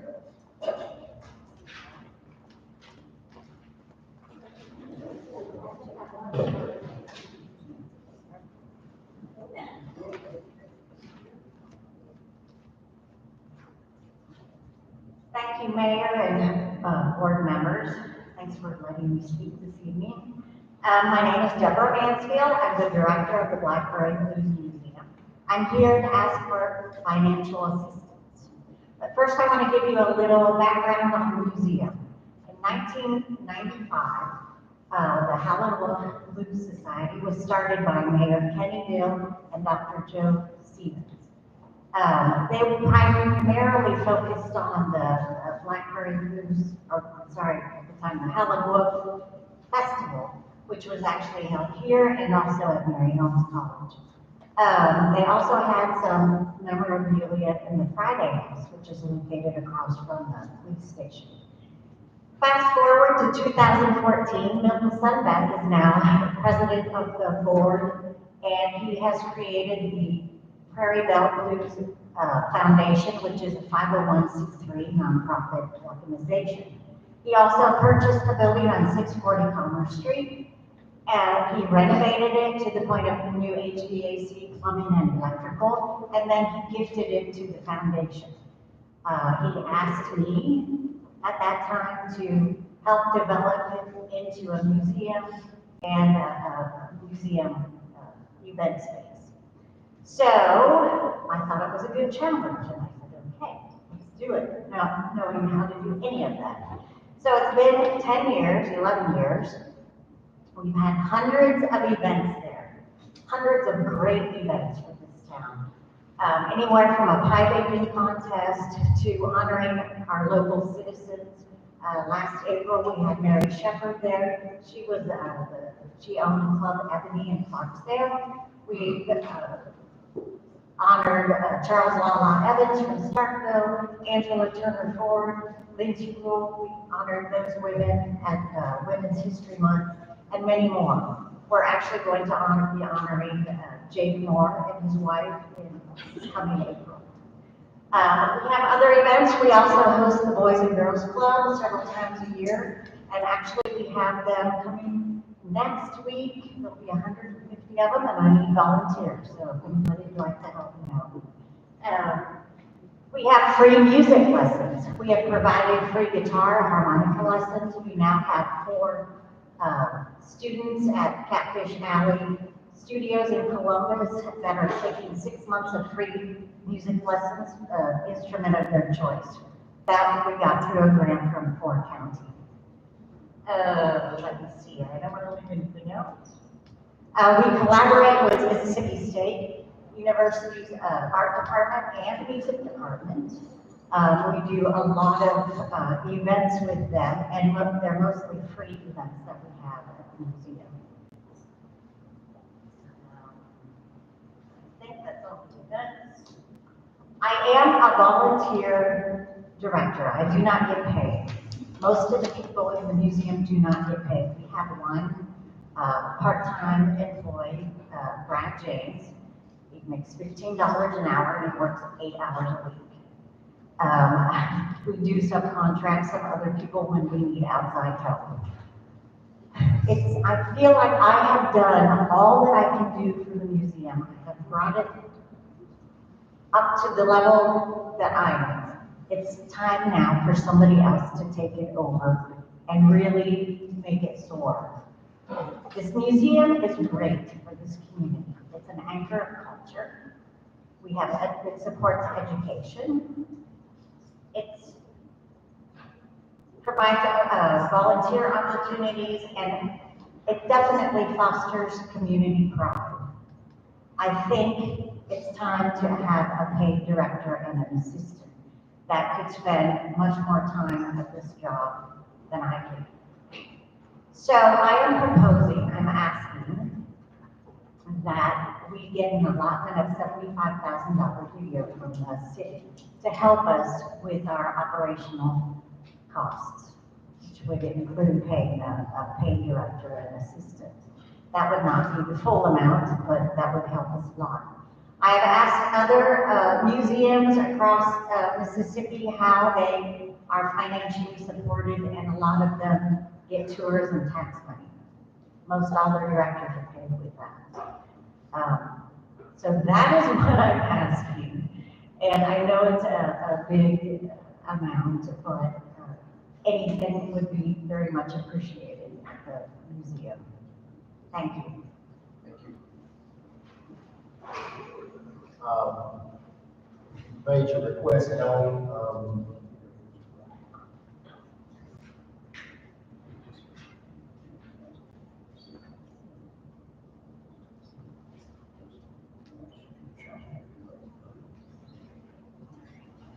So our ask of you, Mrs. Mansfield, is that you do a formal request, permission to write to the city. We'll have our city attorney examine it, Okay. and we'll give you a response.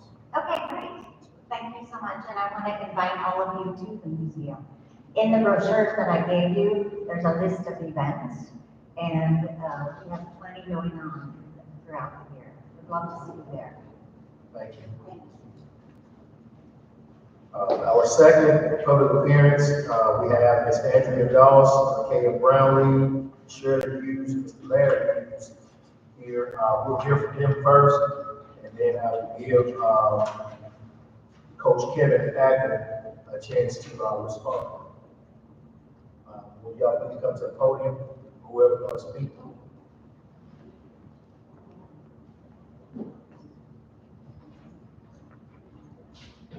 All right, so first of all, I'd like to say good evening to everybody.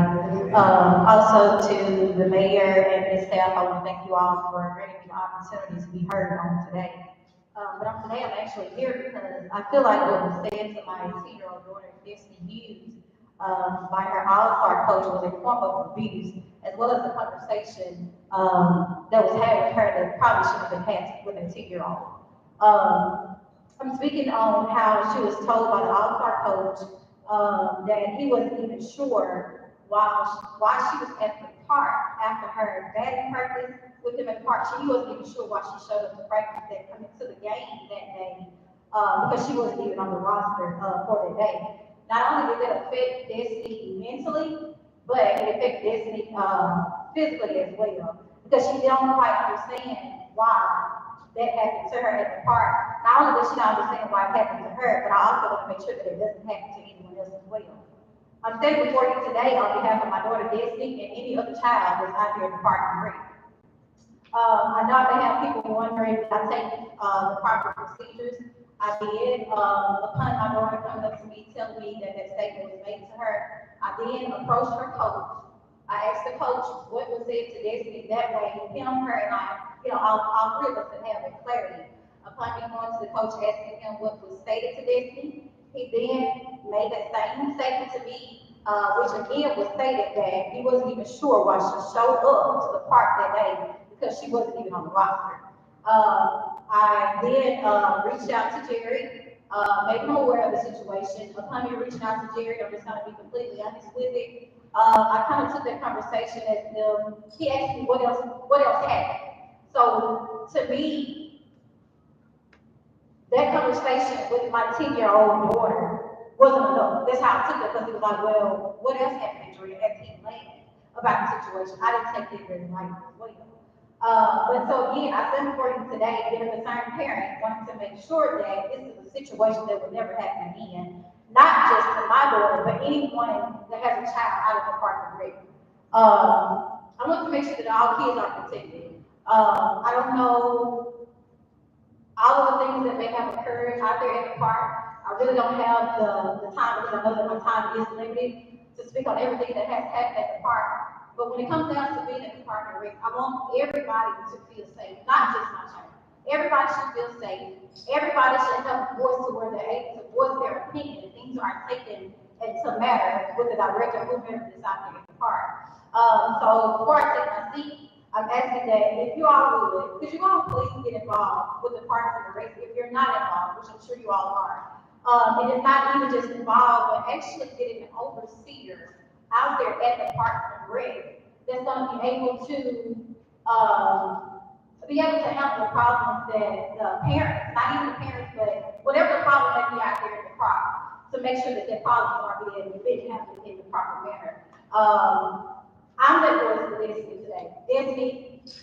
Destiny doesn't have a voice. I'm that voice for her. Again, like I said, before I take my seat, I just want to ask you all, if you would, could y'all please get involved in the things that's happening out there in the Park and Rec? That way we can make sure that the vision that you all have is being carried out. Couple of questions. First one is for Jerry. How are all-star teams picked? The coach picked together beside the players. Okay. Was Destiny duly picked by her coaches to be on the all-star team? Oh, yes, it was good. All right, and so she was a member of the all-star team, and she showed up to practice, and she was told by the coach, I don't know why you're here. Well, they was actually at the All-Star game at the Stockholm Sports Clinic. What it was the day prior before all of this took place, we ended up leaving that night because it was a severe storm. They had sirens going off, the weather was horrible, the raining, the lightning, the thundering. We, as Destiny parents, me and Gary, we decided to leave the park because of their reason. I mean, due to severe weather, you know, what were we supposed to do? Which we did. We hung around for probably like 30 minutes, but we ended up leaving. So prior the next day to the game, like I said, we was out at the park for maybe like an hour. So I took it as if things could have been said then to us as her parents. Not pull my daughter to the side where I'm trusting you to be along with her, and then you say this to her, well, I'm not even sure why you showed up in the park today because you're not on the roster. I don't feel like that's something that a 10-year-old should have to go through, and I feel like if anybody feels that that is something that should have been discussed with the child, then, you know, I'm really not even sure what to say on that case. Because it shouldn't have been discussed with my 10-year-old daughter. It should have been discussed with us. Either that night before when we left after the storm, or you had plenty of time to text or call that day prior to the game. Don't wait until my daughter gets to the sports complex to take that moment away from her, because that's exactly what we did on that day. Questions? Yeah, my question, did your daughter have a uniform? Yes, sir, she did. She was actually in uniform that day. So she was on the team, Miss Jay? Yes, sir.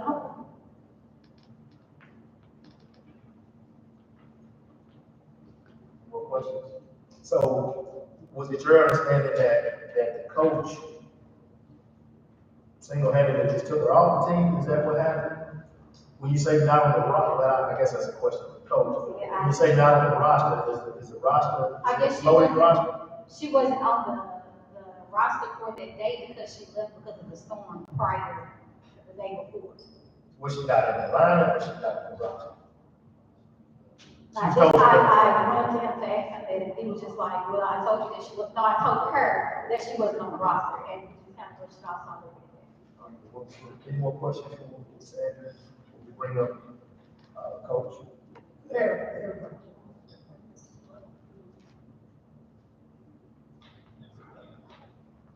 First of all, I'd like to thank y'all for letting me sit in this 3rd time I've seen how you guys operate. Y'all doing a great job. Well, and y'all know I coach the men all-star and all-star team. In the first place, if your kid makes all-star, your kid is on the roster all the time. Unless she get hurt, unless the player get hurt, then she not on the roster. But when he showed the roster, when you put the all-star, your name is automatically on the roster. So when he came back to the game that day, the name went on the roster, that was a part of the game right then because she went on the roster. And the other coach they were playing, the team they were playing, he already knew that. You make the all-star team, your name is on the roster unless you injured. Then they got the backup players for them to play. And when I came, he told me the coach said she was on the roster. I was asking what you mean she not on the roster. She was like, you're an all-star player, you're on the roster. You have any questions? Well, I got a phone call about that too. My call was, normally coach picked the player. I heard they had a trial for the team. I don't know how you can do. No. Once the two coaches, they had two games. And one coach picked all his all-star players. He picked 3 or 5 hundred deals that you allowed to pick each team. So then you turn into the assignment, man is open. Is that right? Assigned him, and he let his coach know what players made the all-star. They don't try out. No, you don't say they try out. Don't try out. You already go all-star player. Once you get your name, you made an all-star, you're an all-star player. There ain't no such thing as no try out. No one try out. You ready to play ball? You ready to all-star? And then when they told me that she went on the roster, that was the first thing coach made a mistake. If you're not, your name is on the roster until you get, unless you disqualified. And the only time you disqualify you is umpire at the game. So I was there, and she bad. I mean, she played all, and she bad. And she was second ballot, and they called her out. And I asked, I said, how can you get in the ball game? And once you make all-star team, then it's a thing, wherever your name is on the roster, you're on the roster, the first game, the second game, every game you play. So he did let her play. I don't think so. I thought he said he called her out. He called her out. This is the first game they played. Any more questions for you? Appreciate your clarity.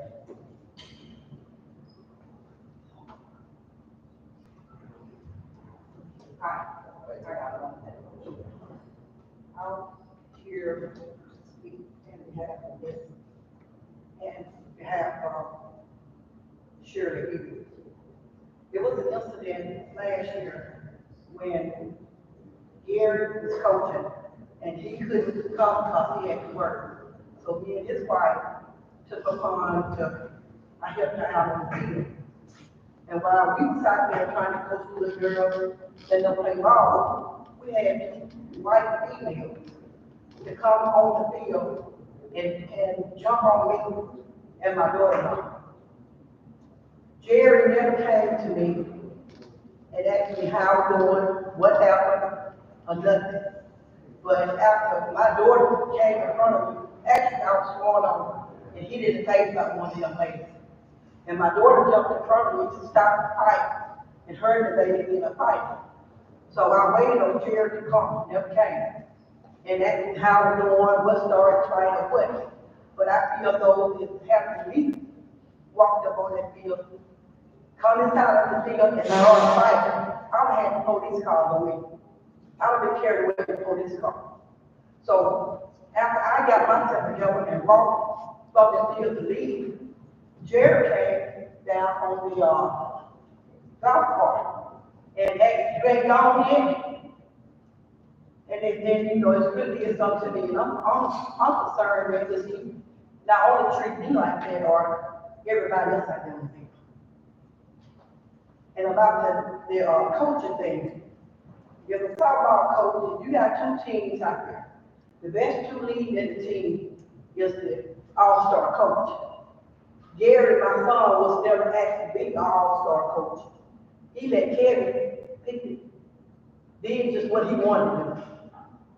That was the thing was Jerry was running things, Kevin was running things. And I thought then, the public should know how Jerry's running the recreation part. My husband is a certified softball coach, official. And he was never asked it. He came to Jerry several times and asked Jerry about, how about if you call a few games and stuff like that? He never would let Larry call games, but he would just pick guys off the street that really didn't know anything about softball. Let me hone in a little bit, Ms. Shirley. Do you know an approximate date of when this altercation took place in the park? Just a month. You said it was last year? Do you remember around what month? Around when the season first started. So that was like in May or the so. fourth game. Had been around May, Saturday. May of 2024. Okay, were the police ever called? Was an incident report done? Wasn't nothing done. It wasn't how sure, how you done, or you okay, he just came out there and said, hey, you ain't gone yet. And it really hurt my feelings because I've been going there for years. And most of all my grandkids and kids came up playing on that park out there. And so I'm just concerned, grandparents want to know if everybody being treated like that. All right, well, in fairness, I gotta give them a chance to respond. We do appreciate what you shared with us tonight, and taking all those under the line. Thank you. You want? Well, I was just gonna respond, I did come over after the incident took place, everybody cleared out, I did not tell her to ignore it. But I did talk to her daughter-in-law, make sure she was okay, everything like that, so I thought it mattered. Yeah, I would think that if an assault takes place, my 2 cents, if assault takes place within your department, that should have been something that an incident report should have been done, police should have been involved, and that should have made it to City Hall, in my opinion. That's my opinion. But we'll give Mr. Acker a chance to respond, because there were several accusations made towards you, and I just want to give you ample chance to respond.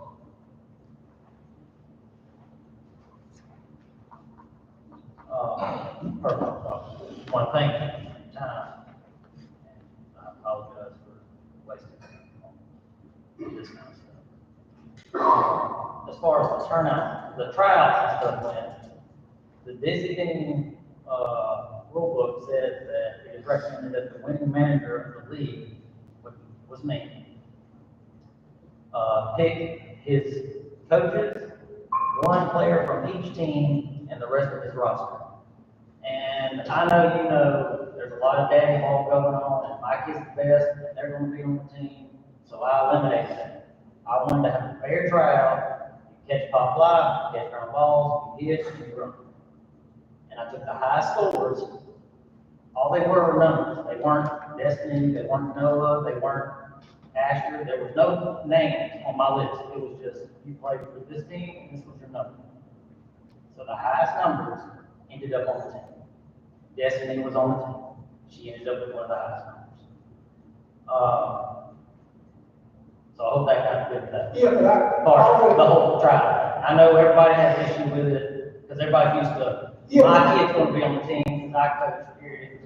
I had coaches come to me and say, you scared me with the trials, because the only reason I signed up to coach was to put my kid on the all-star team.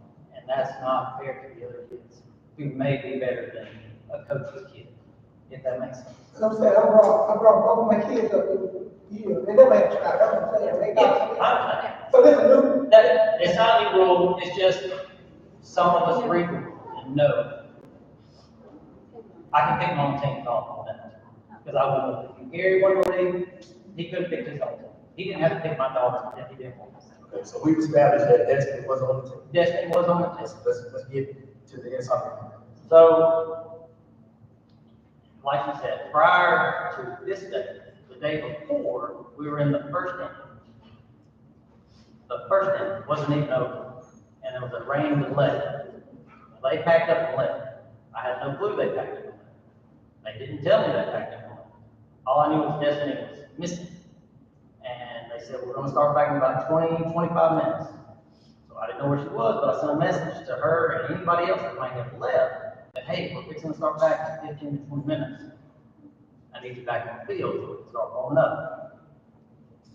Everybody stayed. Everybody either showed back up except for one kid. And that was theirs. They didn't come back. Yes. From what I was told, I'm not gonna say. But they went to the casino. Instead of bringing the daughter back to a game, she asked for the gloves. The next day, she shows up, and I treated her as any other coach would if you just left your teammates, which we lost by 1 point. And could have won if we had her, because she's a really good player. She could have been the scoring run to keep us from losing and going into the losing bracket. Really good player. So it don't matter if you play basketball or football. If you leave your team in the very first inning and you come back the next day, yet that head coach should not start you. He should set an example that you don't leave your team. So during warm-up, batting practice, I asked her why did she abandon her team yesterday when everybody else did. And she smirked at me. I said, you know we only lost by 1 point, and we could have used you. And she smirked at me again. So at this point, I'm kind of losing it over a 10-year-old, smirking at me, thinking that it's okay to do what they did. Lord. So I asked her, at what point are you going to leave this time? Because I don't even have to go on the starting lineup. Not the roster. She was always on the roster. I was never going to take her off the roster. But I was not going to start her that game. She was going to play that game. She was just not going to start. So the words, I don't know why you're here, never occurred? Because No. I don't know why you're here, you're not No. trying to, No. versus I don't know why you're here, you're not on the roster. No. Two separate sentences. That's right. And that's what got spewed all over the internet, that I took her off the roster. I have no way of taking her off the roster. I do control who goes in, where they play, and that's about it. I had no intentions of her sitting out the entire game. Mr. Hackett, this is a 10-year-old? Yes. I understand. And I heard this before, so I get to hear it fresh. When the rain delay occurred, you said that you contacted them to let them know that it'd be about 20 minutes or so. But who did you contact on behalf of Destiny? There's a group text message that everybody's in, so that everybody gets the message at the same time. And then on the second day, when you did have a conversation with her, and I get that you said that, I don't know why you're here, but you did ask her, are you going to leave again? Yes. Why did you abandon your team? Yes. Those sorts of things. Why did you direct those questions to her parents as opposed to a 10-year-old? She certainly didn't drive herself away from the facility, right? That is correct. Right. And so why did you direct those questions or have that discussion with their parents as opposed to a 10-year-old? The smirks that she gave me, you also have to understand, this 10-year-old is bigger than everybody except for one coach on our team. Yes, sir. She's a really good. Mr. Hackett, Yes. I hear you. She smirked at you. My question is a little different. Yes. Question not whether she smirked at you and you were offended by that. I get that you were. My question is, she certainly didn't drive herself away from the park. Yes. Even if there was a misunderstanding about whether or not the game would continue that day. My question is very simple. Why did you address those comments to her parents instead of to a 10-year-old who certainly could not have made that decision? Had she just said, my parents took me, I would have said, I'm sorry. That's all I should have said, instead of like. Thank you, sir. As I was walking to the game, I walked by Gary, which is her dad, who I've never had an issue with. Didn't say anything to me. She told her dad, she told her mom. Her mom got up, came at me, and said, "What do you mean my daughter's not on the roster?" I corrected her and said, "She's not on the starting lineup." And at that point, she said, "Well, if she ain't playing, or words I can't say, then we're gonna pack our stuff and leave." And I said, "That's fine. It'll be just like practice. She won't be here." Because we practice 5 days a week for 3 weeks, and she showed up with 4 practices. I keep track of it.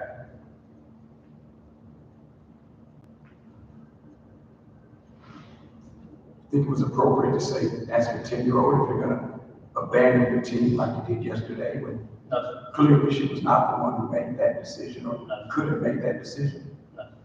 Don't you think that on behalf of the city of West Point and the rec department that we ought to be careful about the way we interact with 10-year-olds? Yes, sir.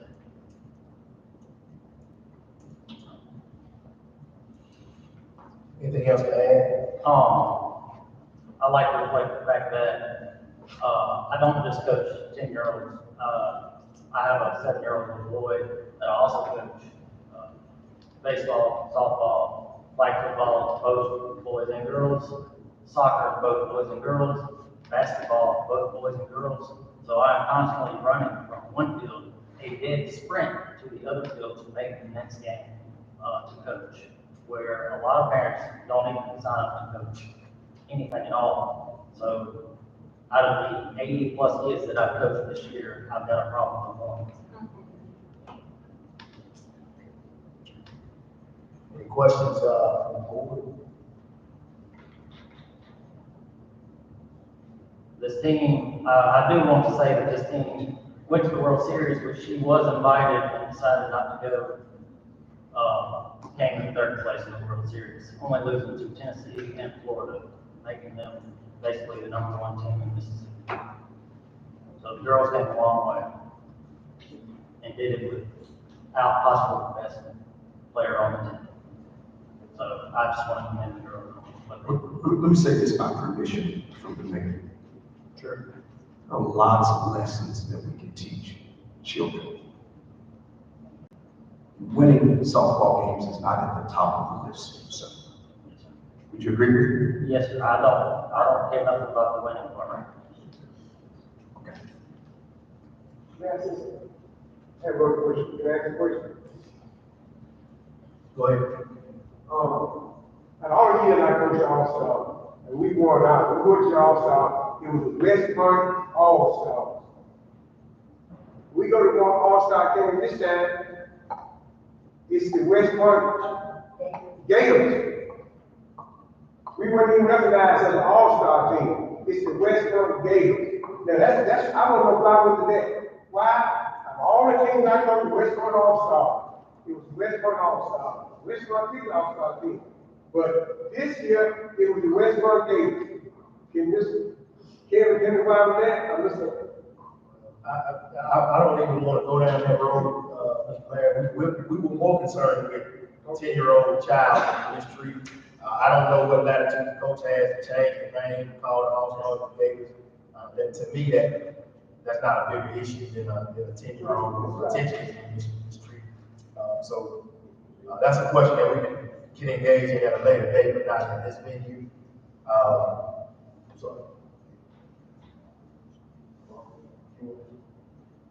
That's a question for Mom.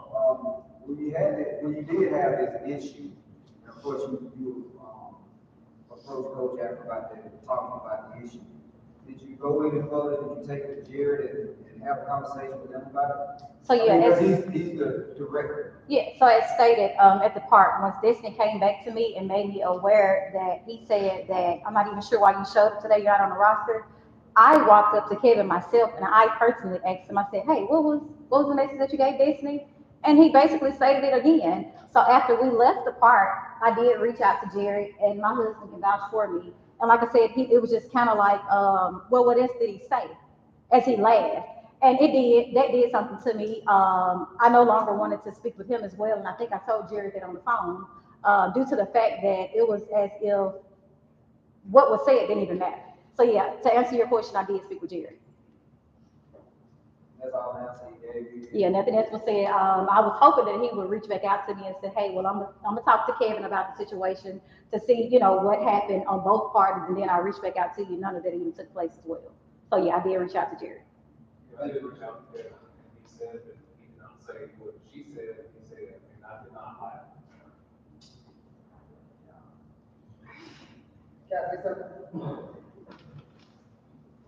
We got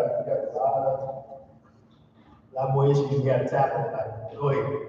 I also coach boys, girls, football, soccer, all of it. I would never go to anybody 10-year-old or 5-year-old or 6, 7, 8, 15, 16, and dress them like you did my daughter. I would never. I agree with you. I think everybody in agreement would say that was probably poor judgment at the time. So you're absolutely right. Thank you. I apologize to Destiny and the way that it was pronounced. It wasn't. It was built up for the Smurfs, and I apologize. It shouldn't have came out the way that it came out. Attorney say any action to be taken in this issue? No, sir, to mayor, the board at some point may want to talk with Jerry, but there's no particular action on the board at this point. It's a public appearance, and the board's heard the information. Thank you all for all the testimony, if you will, that you gave us. We will handle this matter internally. All right, well, that concludes our official meeting. I will entertain a motion to adjourn to determine the need for executive session. I think that there is a need for executive session.